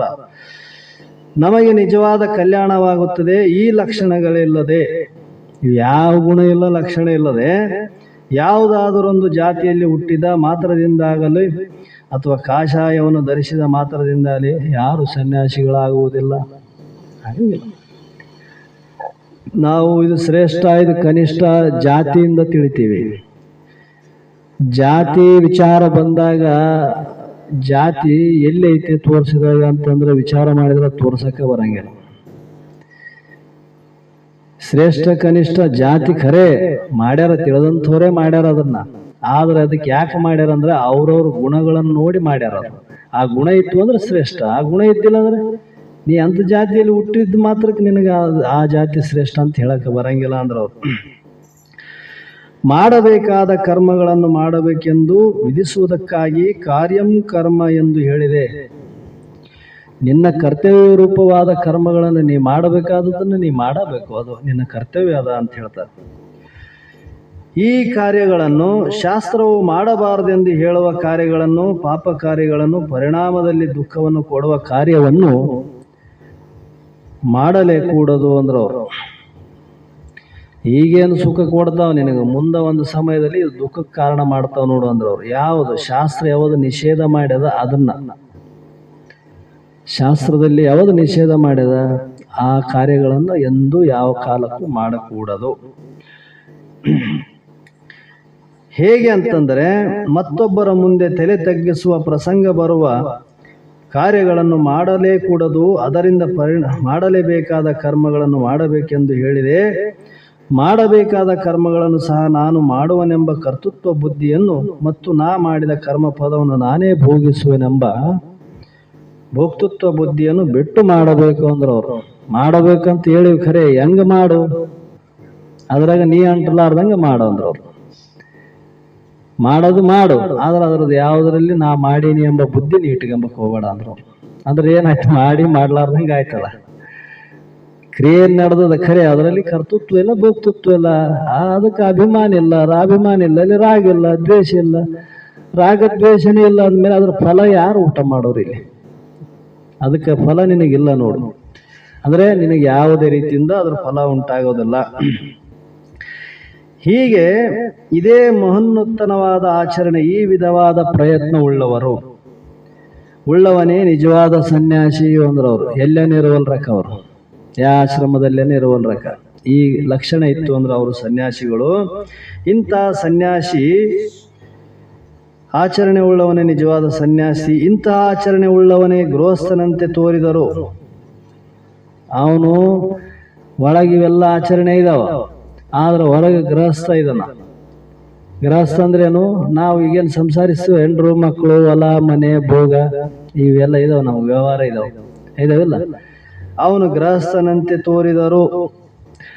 ಅವನು ಸನ್ಯಾಸಿ ಎಂದು ಗೌರವಿಸಬೇಕಂದ್ರೆ ಅವರು ಗೌರವದಿಂದ ಅವನಿಗೆ ಸನ್ಯಾಸಿ ಅಂತ ತಿಳ್ಕೊಂಡ್ರು. ಯಾಕೆ? ಅವನು ಒಳಗೆಲ್ಲ ಬಿಟ್ಕೊಂಡವನ, ಹೊರಗೆ ನಡೆದವ ಕ್ರಿಯೆ, ಒಳಗೆ ಯಾವ ಇಲ್ಲ ಅವನಲ್ಲಿ. ಆಚರಣೆ ಇಷ್ಟು ಸೂಕ್ಷ್ಮ ಇರ್ತದ ನೋಡ್ರಿ, ಕಾಣ್ತದೇನು ಕಣ್ಣಿಗೆ? ಅದು ಯಾರ ಭಾವ ಹೆಂಗೈತೆ, ಯಾರ ಭಾವದಲ್ಲಿ ಯಾವ ರೀತಿಯಿಂದ ಇಟ್ಕೊಂಡು ಹೊಂಟಾರ ಅಂತ ಅವ್ರಿಗೆ ಗೊತ್ತಿರ್ತದ. ಇಂಥ ಗುಣಗಳಿದ್ರೆ ಮತ್ತೆ ನೀನೇ ಸನ್ಯಾಸಿ ಅಂದ್ರೆ ಅವ್ರು, ನೀನೇನು ಗೃಹಸ್ಥ ಅಂತ? ಹೊರಗೆ ಗೃಹಸ್ಥ ನೀನು. ಅಂಥವನಿಗೆ ಗೌರವದಿಂದ ನಾವು ಗೌರವ ಕೊಡಬೇಕು ಅಂದ್ರೆ ಅವ್ರು. ಯಾಕೆ? ಅವನು ಗೃಹಸ್ಥ ಇದ್ರು ಕೂಡ ಸನ್ಯಾಸಿ ಗುಣಧರ್ಮಗಳನ್ನ ಆಚರಣೆ ಮಾಡ್ತಾನ. ನೀನು ಹೋಗಿ ಆ ಸನ್ಯಾಸಿ ಕಾಲು ಬಿಡದೆ ಖರೆ ಪಾದಕ್ಕೆ ಬಿದ್ದೆ, ನಿನಗಿದ್ದು ಗುಣ ಅವನಿಗಿದ್ದಿಲ್ಲ ಅಂದ್ರೆ ಇದ್ರಾಗ ಯಾರು ಸುಮಾರಾದ್ರು? ನೀನೇ ಸುಮಾರಾದ ನೋಡು. ನಿನಕ್ಕಿಂತ ಶ್ರೇಷ್ಠವಾದ ಗುಣಗಳು ಅವನಲ್ಲಿದ್ದಾಗ ನೀ ಅವನಿಗೆ ಹೋಗ್ಬೇಕಾಗಿತ್ತು. ನಿನಕ್ಕಿಂತ ಸುಮಾರು ಗುಣ ಅವನಲ್ಲೇ ಇದಾವ. ಅವನು ಸನ್ಯಾಸಿ ಆಗ್ಯಾನ, ಆದ್ರೆ ಗುಣ ಸುಮಾರ ಇದಾವ. ನೀನು ಗೃಹಸ್ಥ ಇದ್ದಿ, ನಿನ್ನ ಗುಣಗಳು ಶ್ರೇಷ್ಠ ಇದಾವ. ಅಂದ್ರೆ ಇಲ್ಲಿ ಯಾರು ಶ್ರೇಷ್ಠ? ಗುಣಗಳ ಶ್ರೇಷ್ಠ ಹೊರತು ಹೊರಗಿನ ಬಾಹ್ಯದ ಆಡಂಬರ ಅಲ್ಲ. ಇಂಥ ತೋರಿದರು ಅವನು ಸನ್ಯಾಸಿ ಎಂದು ಗೌರವಿಸಬೇಕು. ಅವನು ಸನ್ಯಾಸಿ ಪಡೆದುಕೊಂಡು ಉತ್ತಮ ಫಲವನ್ನೇ ಪಡೆದುಕೊಳ್ಳುತ್ತಾನೆ. ಅವನೇ ಸಮಾಜಕ್ಕೆ ಭೂಷಣಪ್ರಾಯವನು, ವೇಷಧಾರಿಯು ದೂಷಣಪ್ರಾಯನು. ನೋಡು, ಅವನೇ ಸಮಾಜಕ್ಕೆ ಏನಾಗ್ತಾನ? ಭೂಷಣಪ್ರಾಯನು. ಭೂಷಣ ಅಂದ್ರೇನು? ಯೋಗ್ಯನಾಗಿರುವಂಥವ ಅಂತ. ಈ ಸಮಾಜಕ್ಕೆ ಹಿತಚಿಂತಕನಾದಂಥವನು. ಸಮಾಜದಲ್ಲಿ ಅಹಿತವನ್ನು ಕೆಡಿಸಿ ಹಿತವನ್ನು ಉಂಟು ಮಾಡತಕ್ಕಂಥವ್ರು ಇವರು. ಮತ್ತೆ ವೇಷಧಾರಿ ಏನಪ್ಪ? ಸಮಾಜವನ್ನು ಚಲೋ ಇದ್ದದನ್ನು ನಾಶ ಮಾಡಿ ಹೋಗೋರು ಇವರು. ಭೇದ ಹುಟ್ಟಿಸಿ, ಯಾಕೆ ತಮ್ಮಲ್ಲಿ ಅದೇ ಗುಣ ಇರ್ತಾವ, ಮಂದಿಗೂ ಅದನ್ನೇ ಹೇಳೋದು. ಹಿಂಗೆ ಹೇಳಿ ಕೆಡಿಸಿ ಹೋಗಿಬಿಡ್ತಾರೆ ಸಮಾಜವನ್ನು ಅಂತ ಹೇಳ್ತಾನ. ಅದಕ್ಕೆ ಅಂತರಂಗದ ಸಾಧನ ಮುಖ್ಯ. ಕರ್ಮದ ಫಲವಾದ ಸರ್ಗಾದಿಗಳ ಇಚ್ಛೆಯನ್ನು ಬಿಟ್ಟು ಶಾಸ್ತ್ರ ಕರ್ತವ್ಯ ರೂಪದಿಂದ ವಿಧಿಸಿರುವ ನಿತ್ಯ ನೈಮಿತ್ಯಾದಿ ಕರ್ಮಗಳನ್ನು ಶ್ರದ್ಧಾಪೂರ್ವಕವಾಗಿ ಆಚರಿಸುವನು. ಕರ್ಮಿಯಾಗಿದ್ದರೂ ಅವನನ್ನು ಈ ಶ್ಲೋಕದಲ್ಲಿ ಸನ್ಯಾಸಿ ಅಂತಲೂ ಯೋಗಿ ಅಂತಲೂ ಕರೆದೆ. ಸ್ತೋತ್ರ ಮಾಡಿದ ಇದಕ್ಕೆ ಕಾರಣವೇನು ಅಂದರೆ, ಈಗ ಹೇಳಿದ್ರಲ್ರಿ, ಮತ್ತೆ ನೀವೇ ಹೇಳಿದ್ರಿ, ಅವನು ನಿತ್ಯ ನೈಮಿತ್ತಿಕಾದಿ ಕರ್ಮಗಳನ್ನು ಆಚರಣೆ ಮಾಡಿದ್ರು ಕೂಡ ಅವನೇ ಶ್ರೇಷ್ಠ. ಅವನು ಏನು ಎಲ್ಲ ಫಲದ ಇಚ್ಛೆಯನ್ನು ಬಿಟ್ಟು ಈ ಕರ್ಮದಲ್ಲಿ ರತನಾಗಿದ್ರು ಕೂಡ ಅವನು ಶ್ರೇಷ್ಠ ಅಂತ ಹೇಳಿದ್ರಿ, ಹಿಂಗೆ ಸ್ತೋತ್ರ ಮಾಡಿದ್ರಿ. ಇದಕ್ಕೆ ಕಾರಣ ಏನು ಅಂದರೆ, ತ್ಯಾಗಕ್ಕೆ ಸನ್ಯಾಸವೆಂದು ಹೆಸರು, ಚಿತ್ತದಲ್ಲಿ ವಿಕ್ಷೇಪವಿಲ್ಲದ ಸ್ಥಿತಿಗೆ ಯೋಗವೆಂದು ಹೆಸರು. ತ್ಯಾಗಕ್ಕೆ ಹೆಸರೇನಪ್ಪ? ಸನ್ಯಾಸ. ಎಲ್ಲಿ ತ್ಯಾಗ ಬುದ್ಧಿ ಅದ ಅದಕ್ಕೆ ಸನ್ಯಾಸ ಅಂತ ಕರಿಬೇಕಂದ್ರೆ ಅವರು. ಮತ್ತೀಗ ಇದು ಎಲ್ಲ ಅನ್ಬೇಕು, ಐತೆ ಅನ್ಬೇಕು. ತ್ಯಾಗ ಬುದ್ಧಿ ಇದ್ದಿಲ್ಲ ಅಂದ್ರೆ ಈ ಪಾರಮಾರ್ಥದಲ್ಲಿ ಯಾಕೆ ಪ್ರವೇಶ ಮಾಡ್ತಾನ ಮುಮುಕ್ಷು? ಅವನಿಗೆ ಈ ಜಗತ್ತಿನ ಸಂಸಾರ ಭೋಗಗಳಲ್ಲಿ ತ್ಯಾಗ ಬುದ್ಧಿ ಅದ. ಸ್ವಲ್ಪ ಸೂಕ್ಷ್ಮ ಇರ್ಬೋದು, ಕೆಲವರಿಗೆ ತೀವ್ರ ಇರ್ಬೋದು, ಕೆಲವರಿಗೆ ಮಂದ ಇರ್ಬೋದು. ಆದ್ರೆ ಅವನ ಉದ್ದೇಶ ಏನದ, ಇದ್ರನ್ನ ಬಿಡಬೇಕು, ನಾ ಸುಖವನ್ನು ಹೊಂದಬೇಕೆಂಬುದೇ ಅವನ ಗುರಿ ಅದು. ಇದು ಮೊದಲನೇ ತ್ಯಾಗ. ತ್ಯಾಗ ಅಂದ ತಕ್ಷಣ ತಂದು ಹೋಗಿ ಮಂದಿದ್ ಕೊಟ್ಟು ಬರೋದಲ್ಲ. ತನಗೇನೈತೆ ಅದೆಲ್ಲ ಹೋಗಿ ಇನ್ನೊಬ್ರಿಗೆ ನೀಡಿ ಬಂದ್ರೆ ತ್ಯಾಗ ಅಂತ ಹೇಳಿಲ್ಲ ಅವರು. ತ್ಯಾಗ ಅಂದ್ರೆ ಏನು, ತಾನಲ್ಲದ ತನ್ನದಲ್ಲದ ವಸ್ತುವನ್ನು ತಾನಲ್ಲ ಅಂತ ತಿಳಿಯೋದೇ ತ್ಯಾಗ. ಮತ್ತು ಇದು ಏನದ, ನೀನೇನು ಶರೀರ, ನೀನಿದ್ದೆ ಶರೀರ ನಿಂದ ಐತೇನಪ್ಪ ಇದ್ರಾಗ. ಶರೀರ ನೀನಲ್ಲ, ಶರೀರ ನಿಂದ ಅಲ್ಲ. ಈ ಪ್ರಪಂಚ ಏನು ಕಾಣ್ತಾವ, ಅನೇಕ ಭೂತ ಭೌತಿಕ ವಸ್ತುಗಳು ಭಿನ್ನ ಭಿನ್ನವಾಗಿ, ಇವೆಲ್ಲ ನಿನವೇನು, ನೀನೂ ಅಲ್ಲ ನಿನೂ ಅಲ್ಲ. ಇವು ನಾನಲ್ಲ ನನೂ ಅಲ್ಲ ಅಂತ ತಿಳಿದು ಅವ್ರನ್ನ ಬಿಡೋದೇನದ ಭಾವದಲ್ಲಿ, ಅದೇ ನೋಡಿ ತ್ಯಾಗ ಅಂದ್ರು. ಇದಕ್ಕೆ ಸನ್ಯಾಸಿ ಅಂತ ಕರಿಬೇಕು ಅಂದ್ರು. ಮತ್ತು ಚಿತ್ತದಲ್ಲಿ ವಿಕ್ಷೇಪವಿಲ್ಲದ, ಚಿತ್ತದಲ್ಲಿ ಅಂದ್ರೆ ಮನಸ್ಸಿನಲ್ಲಿ ವಿಕ್ಷೇಪ ಅಂದ್ರೆ ಚಂಚಲ ಸ್ವಭಾವವಿಲ್ಲದೆ ಇರುವಂತ ಸ್ಥಿತಿ ಏನದ, ಅದಕ್ಕೆ ಯೋಗ ಅಂತ ಕರಿಬೇಕು ಅಂದ್ರು. ಯೋಗನೇ ಏನು ಹೋಗಿ ಮಾಡಿ ಸಾಧನ ಮಾಡಿದ ಮೇಲೆ ಯೋಗ ಅಂದಿಲ್ಲ. ನಿನ್ನ ಮನಸ್ಸು ಹಿಂಗೆ ಸ್ವಾಭಾವಿಕ ತ್ಯಾಗ ಬುದ್ಧಿ ಇತ್ತಂದ್ರೆ ಅಲ್ಲಿ ವಿಕ್ಷೇಪ ಯಾಕೆ ಇರಕ್ಕೆ ಹೋಗ್ತದೆ. ಎಲ್ಲಿ ಚಿತ್ತ ಚಂಚಲ ಆಗ್ತದಂದ್ರೆ, ರಾಗ ಎಲ್ಲಿರ್ತದ ಅಲ್ಲಿ ಚಿತ್ತ ಬಹಳ ಚಂಚಲ ಇರ್ತದ. ಎಲ್ಲಿ ತ್ಯಾಗ ಇರ್ತದ ಅಲ್ಲಿ ಚಿತ್ತ ಚಂಚಲ ಇರಂಗಿಲ್ಲ. ಯಾಕೆ ಬೇಕು ಇಲ್ಲ ಬೇಡ ಇಲ್ಲ ಅವನು. ಹೀಗೆ ಸನ್ಯಾಸ ಮತ್ತು ಯೋಗಕ್ಕೆ ಹೇಳಿದ ಎರಡೂ ನಿಷ್ಕಾಮದಲ್ಲಿರುತ್ತವೆ. ಅವನು ಫಲವನ್ನು ತ್ಯಾಗ ಮಾಡಿದ್ದರಿಂದ ಸನ್ಯಾಸ ಫಲದ ಬಯಕೆ ಎಂಬ ವಿಕ್ಷೇಪವಿಲ್ಲದರಿಂದ ಯೋಗಿ ಅಂತ ಕರೆದಿವಿ ಅಂದ್ರು. ಹೆಂಗಿರ್ತಾನ ಅವನು, ತ್ಯಾಗನೂ ಆದ ಮತ್ತೆ ಯೋಗ ಆದ. ಹೆಂಗ ಯೋಗ ಆದ ಅಂದ್ರೆ ಯಾವುದೇ ಕರ್ಮ ಮಾಡ್ತಾನ ಅದರಲ್ಲಿ ಫಲದ ಅಪೇಕ್ಷೆ ಇಲ್ಲ ಅವನು. ಯಾವುದೇ ಮಾಡ್ತಾನಂದ್ರೆ ಶಾಸ್ತ್ರವೀತವಾದದ್ದನ್ನೇ ಮಾಡ್ತಾನ, ಮಾಡಿದ್ರು ಕೂಡ ಅದರಲ್ಲಿ ಯಾವ ಫಲಾಪೇಕ್ಷೆ ಇಲ್ಲ ಅವನಿಗೆ. ಅದರಲ್ಲಿ ಯಾವುದು ಅಪೇಕ್ಷೆ ಇಲ್ಲದೆ ಇರೋದರಿಂದ ಅವನಲ್ಲಿ ವಿಕ್ಷೇಪ ಕೂಡ ಇಲ್ಲ. ಇಲ್ಲಿ ಸಕಾಮ ಪುರುಷನಂತೆ ನಿಷ್ಕಾಮ ಪುರುಷನು ಶ್ರೇಷ್ಠನೆಂದು ಹೇಳುವುದಕ್ಕಾಗಿ ಸನ್ಯಾಸಿ ಶಬ್ದಕ್ಕೆ ಗೌಣ ವೃತ್ತಿಯಿಂದ ಕರ್ಮಫಲ ತ್ಯಾಗವನ್ನು ಹೇಳಿದೆ ಮತ್ತು ಯೋಗ ಶಬ್ದಕ್ಕೆ ಗೌಣ ವೃತ್ತಿಯಿಂದ ಫಲದ ಬಯಕೆ ತ್ಯಾಗವೆಂದು ಹೇಳಿದೆ. ಸಕಾಮಿಯಲ್ಲಿ ಅಪೇಕ್ಷೆ ಭಾಳ ಇರ್ತಾವ, ನಿಷ್ಕಾಮಿಯಲ್ಲಿ ಯಾವ ಅಪೇಕ್ಷೆ ಇರಂಗಿಲ್ಲ. ಅದಕ್ಕೆ ಈ ಶಬ್ದಗಳನ್ನು ಪ್ರಯೋಗ ಮಾಡಿವೆ ಅಂತ ಹೇಳ್ತಾನೆ. ಇದರಿಂದ ನಾವು ತಿಳಿಬೇಕಾಗಿದ್ದೇನೆಂದ್ರೆ, ಮಾಡಬೇಕಾದ ಕರ್ಮಗಳನ್ನು ಫಲವನ್ನು ಬಿಟ್ಟು ಮಾಡುವವನು ಸನ್ಯಾಸಿ, ಅವನೇ ಮುಂದೆ ನಿಜವಾದ ಸನ್ಯಾಸಿಯಾಗುವನು. ಹೊರಗೆ ಸನ್ಯಾಸಿಯಾಗಿದ್ದು ಒಳಗೆ ಸನ್ಯಾಸಿಯಾಗದಿದ್ದರೆ ಅವನು ವೇಷಧಾರಿ ಮಾತ್ರ. ಒಳಗೂ ಸನ್ಯಾಸಿ ಆದವನೇ ನಿಜವಾದ ಸನ್ಯಾಸಿ ಅಂತ ಇದರ ಮೂಲ ಅಭಿಪ್ರಾಯ. ಈ ಶ್ಲೋಕದ ಮೂಲ ಅಭಿಪ್ರಾಯ ಏನು, ಒಳಗ ಮತ್ತು ಹೊರಗ ಎರಡರಲ್ಲಿ ಕೂಡಿತ್ತಪ್ಪ ಅಂದ್ರೆ ಅವನೇ ನಿಜವಾದ ಸನ್ಯಾಸಿ ಅಂತಂದ್ರು. ಹೀಗೆ ತಿಳಿ ಹೆಂಗಪ್ಪ ಅಂದ್ರೆ, ಪಶುರೂಪವಾದ ಸಿಂಹಕ್ಕಿಂತ ಬೇರೆಯಾಗಿರುವ ಮನುಷ್ಯ ರೂಪದ ದೇವದತ್ತನಲ್ಲಿ ಸಿಂಹದಲ್ಲಿರುವನು ಶೂರತ್ವ ಕೂರುತ್ವಾದಿ ಗುಣಗಳಿರುವುದರಿಂದ ದೇವದತ್ತನು ಸಿಂಹ ಎಂದು ಹೇಳಿದಂತೆ, ನಿಜವಾದ ಸನ್ಯಾಸಿ ಅಲ್ಲದವನು ಸನ್ಯಾಸಿ ಎಂದು ಹೇಳುವುದು, ನಿಜವಾದ ಯೋಗಿ ಅಲ್ಲದವನು ಯೋಗಿ ಎಂದು ಹೇಳುವುದು ಸಮಾನ ಗುಣದಿಂದ ಎಂಬುದು ಮುಂದಿನ ಶ್ಲೋಕದಿಂದ ಪ್ರತಿಪಾದನೆ ಮಾಡುತ್ತಾರೆ. ಕೆಲವರು ಅಂತೀವಿ ನೋಡಿ, ಭಾರಿ ಶೂರಪ್ಪ, ಸಿಂಹ ಇದ್ದಂಗ, ಶಿವನಲ್ಲಿದ್ದು ಒಯ್ದವನು ಇದ್ರೆ ಅನ್ಬೇಕು. ಅದಾಗ ಅಂತ ಗುಣ ಇದ್ರೆ ಮತ್ತೆ ನೀ ಸನ್ಯಾಸಿ ಯೋಗಿ ಅಂತಿದ್ದಿ, ಮತ್ತೆ ಅಂತ ಗುಣ ಇದಾವೇನತ್ನಲ್ಲಿ ಇಲ್ಲ ಅಂದ್ರೆ ತಪ್ಪಾಗ್ತದಂತಾರ ಅವ್ರು ಹಂಗೆ ಹೇಳಿದ್ರೆ. ಹೆಂಗಂದ್ರೆ, ಯಂ ಸನ್ಯಾಸಮಿತಿ ಪ್ರಾಹಂ ಯೋಗ ತಂ ವಿದ್ಧ ಪಾಂಡವ ನ ಅನ್ಸನ್ಯಸ್ತ ಸಂಕಲ್ಪೋ ಯೋಗಿ ಭವತಿ ಕಚ್ಚಿನ್. ನೋಡು ಅರ್ಜುನ, ತನ್ನ ಸ್ವರೂಪವನ್ನು ತಿಳಿದ ಜ್ಞಾನಯೋಗಿಯು ಆತ್ಮನಾತ್ಮ ವಿವೇಕ ಬಲದಿಂದ ದೇಹಾದಿ ದುಷ್ಯ ಪ್ರಪಂಚ ಪದಾರ್ಥಗಳನ್ನು, ಇಲ್ಲಿ ಏನಾಯ್ತು, ಆತ್ಮನಾತ್ಮ ಜ್ಞಾನದಿಂದ ದೇಹಾದಿ ದೃಶ್ಯ ಪ್ರಪಂಚವನ್ನು, ದೇಹನೂ ನಿನಗೆ ದೃಶ್ಯ ಅದ, ಅದರಂಗೆ ಪ್ರಪಂಚನೂ ನಿನಗೆ ದೃಶ್ಯ ಅದ, ನೀ ತಿಳಿಯೋನು ದೃಕ್ ಸ್ವರೂಪ ಇದ್ದಿ. ಇದರಿಂದ ಏನಾಯ್ತು ಅಂದ್ರೆ, ತಾನೆಂಬ ಭ್ರಾಂತಿಯನ್ನು ಬಿಟ್ಟು ಇಲ್ಲಿ ದೇಹದಲ್ಲಿ ನಾನು ಮತ್ತು ಪ್ರಪಂಚದ ನಾನು ಎಂಬ ಬುದ್ಧಿ ಭ್ರಾಂತಿ ಕಳೆದು ಆತ್ಮನಲ್ಲಿ ಸ್ಥಿರಚಿತ್ತ ಉಳ್ಳವನಾಗಿರುತ್ತಾನೆ. ಯಾರು? ಯಾರಾಗಿರ್ತಾರೆ ಹಿಂಗ ಅಂದ್ರೆ ಯಾರು ತನ್ನ ಸ್ವರೂಪದ ಯಾವಾಗಲೂ ತನ್ನ ಆತ್ಮಚಿಂತನದಲ್ಲಿ ತೊಡಗಿರ್ತಕ್ಕಂಥ ಏನು ಯೋಗಿಗಳಿದ್ದಾರೆ ನೋಡು, ಅವ್ರು ಏನ್ ತಿಳಿದಾರ, ದೇಹವು ನಾನಲ್ಲ, ಈ ಕಾಣುವ ಪ್ರಪಂಚವು ನಾನಲ್ಲ, ನಂದು ಅಲ್ಲ. ಮತ್ತೆ ಅವ್ರು ಏನ್ ಮಾಡ್ತಾರೆ ಅಂದ್ರೆ ಏನಿಲ್ಲ, ಯಾವಾಗಲೂ ತನ್ನ ಆತ್ಮ ಸ್ವರೂಪದಲ್ಲಿ ಸ್ಥಿರಚಿತ್ತವುಳ್ಳವನಾಗಿರುತ್ತಾನೆ ಅಂದ್ರು. ಅದರಲ್ಲಿ ಎಂದೂ ಚಂಚಲ ಇಲ್ಲ ಅವ್ರಿಗೆ. ಮತ್ತು ಕರ್ಮಯೋಗಿಯು ಕರ್ತೃತ್ವವನ್ನು ಬಿಟ್ಟು ಫಲಾಪೇಕ್ಷೆ ಇಲ್ಲದೆ ನಾನು ನನ್ನದೆಂಬ ಸಂಕಲ್ಪವನ್ನು ತ್ಯಜಿಸಿ,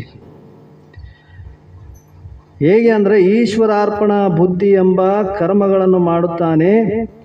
ಧ್ಯಾನ ಯೋಗಿಯು ಬಹಿರ್ಮುಖ ವೃತ್ತಿಗಳನ್ನು ತ್ಯಜಿಸಿ ಅಂತರ್ಮುಖವಾಗಿ ಪರಮಾತ್ಮನನ್ನು ಧ್ಯಾನಿಸುತ್ತಾನೆ. ಭಕ್ತಿ ಯೋಗಿಯು ಪರಮಾತ್ಮನ ನೋಡಿದು ಇತರ ವಸ್ತುಗಳನ್ನು ಕುರಿತು ಸಂಕಲ್ಪ ಬಿಟ್ಟು ದೈವ ಪಾರಾಯಣನಾಗಿರುತ್ತಾನೆ. ಈ ಪ್ರಕಾರವಾಗಿ ಮೇಲೆ ಹೇಳಿದ ಎಲ್ಲ ಯೋಗಗಳಲ್ಲಿಯೂ ದೃಶ್ಯ ಪದಾರ್ಥಗಳು ವಿಷಯವಾಗಿ ಸಂಕಲ್ಪಗಳನ್ನು ಬಿಡುವುದೇ ಸಮಾನವಾಗಿಯೇ ಇದೆ. ಜ್ಞಾನಯೋಗಿಯು, ಕರ್ಮಯೋಗಿಯು, ಧ್ಯಾನಯೋಗಿಯು, ಭಕ್ತಿಯೋಗಿ 4 ಮಂದಿ ಯಾರು ನೋಡಿ. ಮತ್ತು ಇದರಲ್ಲಿ ಕ್ರಿಯಾಕಲಾಪಗಳ ರೀತಿ ನೀತಿಗಳು ಬೇರೆ ಬೇರೆ ಆಗಿದ್ದರೂ ಸಂಕಲ್ಪ ತ್ಯಾಗವೆಂಬುದು ಮಾತ್ರ ಎಲ್ಲದರಲ್ಲಿಯೂ ಇದೆ. ಇವು 4 ಮಂದಿಯಲ್ಲೇ ಇದಾವಲ್ಲ ಸಂಕಲ್ಪ. ಕರ್ಮಯೋಗಿಯಲ್ಲೇನೋ ಇದಾವ, ಜ್ಞಾನ ಯೋಗಿಯಲ್ಲೇನೋ ಇದಾವ, ಮತ್ತು ಭಕ್ತಿ ಯೋಗಿಯಲ್ಲೇನೋ ಇದಾವ. ಇವು 4 ಮಂದಿಯಲ್ಲಿ ಸಂಕಲ್ಪ ತ್ಯಾಗ ಮುಖ್ಯ ಐತಿ ಇದರಲ್ಲಿ. ಇದೇ ಆದದ್ದರಿಂದಲೇ ಈ ಶ್ಲೋಕವು ಈ ಒಂದು ಲಕ್ಷಣದಿಂದ ಸನ್ಯಾಸವೆಂದರೆ ಜ್ಞಾನಯೋಗವೆಂದರೆ ನಿಷ್ಕಾಮ ಕರ್ಮಯೋಗ ಇಲ್ಲವೇ ಭಕ್ತಿಯೋಗ, ಈ 2 ಒಂದೇ ಎಂದು ಬೋಧಿಸಿದೆ. ಮತ್ತು ಕಾಮಕ್ರೋಧಾದಿಗಳ ಸಂಕಲ್ಪಗಳನ್ನು ಫಲಾಪೇಕ್ಷೆ ಇಲ್ಲದೆ ಫಲಾಪೇಕ್ಷ ಸಂಕಲ್ಪಾದಿಗಳನ್ನು ಬಿಟ್ಟು ದೃಶ್ಯ ಪದಾರ್ಥಗಳನ್ನು ವಿಷಯವಾದ ಸಂಕಲ್ಪಗಳನ್ನು ಬಿಡಲಾರದವನು ಜ್ಞಾನಯೋಗಿಯು, ಕರ್ಮಯೋಗಿಯು, ಭಕ್ತಿಯೋಗಿಯು ಅಥವಾ ಧ್ಯಾನಯೋಗಿಯು ಯಾವುಗಳಲ್ಲಿಯೂ ಆಗಲಾರನು, ಯೋಗಿ ಆಗೋದಲ್ಲ. ಯಾಕೆ ಹಂಗೆಲ್ಲ? ಇವೇ ಬಿಟ್ಟಿಲ್ಲಲ್ಲ ಫಲಾಪೇಕ್ಷೆ. ಎಲ್ಲಿವರೆಗೆ ಅಪೇಕ್ಷೆ ಅದ ಅಲ್ಲಿವರೆಗೆ ನೀನು ಯೋಗಿ ಅಲ್ಲ, ನೀ ಭೋಗಿ.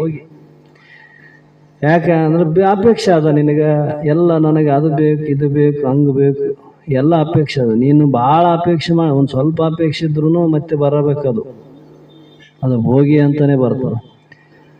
ಮತ್ತೆ ಅವನು ಮಾಡ್ತಾನ್ರಿ, ಮತ್ತೆ ಇವನು ಮಾಡ್ತಾನಂದ್ರೆ ಇವನಲ್ಲಿ ಅಪೇಕ್ಷೆ ಇಲ್ಲ, ಮಾಡ್ತಾನ ನಿರಾಪೇಕ್ಷೆಯಿಂದ ಮಾಡ್ತಾನ. ಏನನ್ನ ಅದರ ಫಲ ಅಪೇಕ್ಷೆ ಐತೆ, ನನಗೇನ ಬರ್ತದೆ, ನನ್ನ ತಂದ ಸ್ವಾರ್ಥ ಬುದ್ಧಿ ಏನನ್ನ ಕರ್ತೃತ್ವ ಇಟ್ಕೊಂಡೇ ಏನಿಲ್ಲ. ಪ್ರಾರಬ್ಧ ಇಚ್ಛೆ ಅಂತ ಏನೇನು ನಡಿಬೇಕು ಅದು ನಡೀತದಂತಾನ ಸುಮ್ಮನೆ ಇರ್ತಾನೆ. ಅದರಲ್ಲಿ ಏನು ದೊರೀತದ ಅದರಲ್ಲಿ ಸಂತೃಪ್ತಿ ಆಗಿರ್ತಾನ. ಅದಕ್ಕೆ ಆದುದರಿಂದ ಸಂಕಲ್ಪ ತ್ಯಾಗವೇ ನಿಜವಾದ ಸನ್ಯಾಸ, ಅದೇ ನಿಜವಾದ ಕರ್ಮಯೋಗ. ಮಾಡಬೇಕಾದ ಕರ್ಮಗಳನ್ನು ಮಾಡದೆ ಬಿಟ್ಟು ಸಂಕಲ್ಪ ತ್ಯಾಗವಿಲ್ಲದೆ ಯಾವನೂ ಸನ್ಯಾಸಿಯೂ ಆಗಲಾರನು. ಮಾಡ್ಯಾನ ಖರೆ, ಅದರಲ್ಲಿ ಸಂಕಲ್ಪ ಬಿಟ್ಟಿಲ್ಲ ಅಂದ್ರೆ ಇನ್ನ ಮಾಡಬೇಕಂತ ಇಚ್ಛೆ ಇದ್ದಾಗೆ ಸಂಕಲ್ಪ ಮಾಡ್ಯಾನ, ಇನ್ನು ಮಾಡಿದ ಮೇಲೆ ಸಂಕಲ್ಪ ಬಿಡೋದು ಮಾಡ್ತಾನ. ಯಾರು ವಿವೇಕಿಶಾಲಿ ತನ್ನ ಕರ್ತವ್ಯ ಧರ್ಮಗಳನ್ನು ಮಾಡ್ತಾನ, ಆದ್ರೆ ಅದರಲ್ಲಿ ಯಾವ ಅಪೇಕ್ಷೆ ಇಲ್ಲ, ಸಂಕಲ್ಪ ಇಲ್ಲ. ನನಗೆ ಹಿಂಗಾಗಲಿ, ಮತ್ತು ನಾನು ಇವತ್ತು ಗುರುಗಳಲ್ಲಿ ಹೋಗಿ ಪೂಜೆ ಮಾಡಿ ಬಂದ್ರೆ ನನಗೆ ಮುಂದಿನ ವಾರದಾಗ ಹಿಂಗೆ ಆಗ್ತದ, ನನಗೆ ಹಂಗಾಗಲಿ, ಇಂಥದ್ದು ತಲೆಗಿಟ್ಕೊಂಡು ಮಾಡಿದ್ರೆ ಸಂಕಲ್ಪ. ಇಂಥ ಸಂಕಲ್ಪ ಉಳ್ಳವನಿಗೆ ಈ ಯಾವ ಯೋಗ ಸಿದ್ಧಿ ಆಗಂಗಿಲ್ಲ. ಸುಮ್ಮನೆ ತಾನು ಕರ್ತವ್ಯ ತಾನು ಮಾಡ್ತಾನ ಅಂತಂದ್ರೂ ಅದರಲ್ಲಿ ಯಾವುದು ಫಲದ ಅಪೇಕ್ಷೆ ಇಟ್ಟಿಲ್ಲ ಅಂದ್ರೆ ಅವನು ಬ್ಯಾಡ ಅಂದ್ರೂ ಅವನಿಗೆ ಆಗ್ತಾವಂದ್ರು ಅವ್ರು. ಅವ್ನು ಒಲ್ಲೆಪ್ಪ ನನಗೆ ಸಿದ್ಧಿ ಆಗೋದು ಬ್ಯಾಡ ಅಂದ್ರೂ ಆಗ್ತಾವ. ಯಾಕೆ? ನಿನಗೇನು ಫಲದ ಅಪೇಕ್ಷೆನೇ ಇಲ್ಲ. ಹೀಗೆ ಯೋಗಿ ಆಗಲಾರನು. ಈ ಶ್ಲೋಕದಿಂದ ಏನಪ್ಪ ನಾವು ತಿಳಿಬೇಕಾಗಿತ್ತಂದ್ರೆ, ಸನ್ಯಾಸವೆಂದರೆ ಯೋಗವೆಂದರೆ ಬೇರೆ ಬೇರೆ ಅಲ್ಲ. ಯೋಗ ಮತ್ತು ಸನ್ಯಾಸ ಅಂದರೆ ಬೇರೆ ಬೇರೆ ಅಲ್ಲ. ಫಲದ ದೃಷ್ಟಿಯಿಂದ 2 ಒಂದೇ. ಇಬ್ಬರು ದೇಹಾದಿ ದೃಶ್ಯ ಪದಾರ್ಥಗಳಲ್ಲಿ ವಿಷಯವಾಗಿ ಸಂಕಲ್ಪವನ್ನು ಬಿಟ್ಟಿರಲೇಬೇಕು. ಜ್ಞಾನಯೋಗಿ ಇರಲಿ, ಕರ್ಮಯೋಗಿನೇ ಇರಲಿ. ಏನು ಬಿಡಬೇಕು? ದೇಹಾದಿ ಪ್ರಪಂಚದಲ್ಲಿ ದೃಶ್ಯ ಪದಾರ್ಥಗಳಲ್ಲಿ ಸಂಕಲ್ಪ, ಇಚ್ಛೆಯನ್ನು ಬಿಟ್ಟಿರಬೇಕು ಅಂದರು. ಸಂಕಲ್ಪ ಅಂದ್ರೆ ಇಚ್ಛೆ, ಯಾವುದೇ ವಸ್ತು ಇರಲಿ ಅದರಲ್ಲಿ ಇಚ್ಛೆಯನ್ನು ಬಿಡಬೇಕು, ರಾಗವನ್ನು ಬಿಡಬೇಕು ಅಂದ್ರು ಅವರು. ಇದು ಸನ್ಯಾಸಿಯು. ಹೀಗೆ ಹೇಳಿದಂತೆ ಹಿಂದೆ ಕರ್ಮಯೋಗ ವಿಶೇಷತೆ ಎಂಬಲ್ಲಿ ಕರ್ಮಯೋಗವು ಶ್ರೇಷ್ಠವೆಂದು ಹೇಳಿದ್ದಾಗಿದೆ. ಇದರಿಂದ ಶ್ರೇಷ್ಠವಾದ ಕರ್ಮಯೋಗವನ್ನೇ ಅಧಿಕಾರಿಯು ಬದುಕಿರುವ ಕಾಲದವರೆಗೆ ಮಾಡುವುದಕ್ಕೆ ಯೋಗವಾದದ್ದರಿಂದ ತೋರುತ್ತದೆ. ಮತ್ತು ಇದೇ ವಿಷಯವನ್ನು ಕುರಿತು ಶ್ರುತಿ ಪ್ರಮಾಣದಲ್ಲಿ ಹೇಳುತ್ತದೆ. ಯಾ ಜೀವಂ ಹೋತ್ರಜಂ ಹೋತಿ ಎಂದು ಜೀವಿತ ಕಾಲದವರಿಗೆ ಅಗ್ನಿಹೋತ್ರಾದಿ ಕರ್ತವ್ಯಗಳನ್ನು ಬೋಧಿಸಿದೆ. ಆದುದರಿಂದ ಯಾವಾಗಲೂ ಕರ್ಮಗಳನ್ನು ಮಾಡುತ್ತಾ ಇರಬೇಕಾಯಿತು. ಶಂಕೆ ಉಂಟಾದರೆ ಮತ್ತೆ ನೀವು ಹೇಳೋ ಪ್ರಕಾರ ಯಾವಾಗನೂ ಅದೇ ಮಾಡ್ಕೊಂತ ಇರ್ಬೇಕಾಯ್ತಲ್ರಿ ಅಂತಂದ್ರೆ ಅದಕ್ಕೆ ಮುಂದಿನ ಶ್ಲೋಕದಲ್ಲಿ ಹೇಳ್ತಾನೆ. ಏನು ಅಂತಂದ್ರೆ, ಅರೂರಕ್ಷೋರ್ಮನ್ ಯೋಗಂ ಕರ್ಮ ಕಾರಣ ಮುಚ್ಯತೆ ಯೋಗಾರೂಢಸ್ಯ ತಸ್ಸೈವ ಶಮಃ ಕಾರಣ ಮುಚ್ಯತೆ ಅಂತ ಹೇಳ್ತಾನೆ.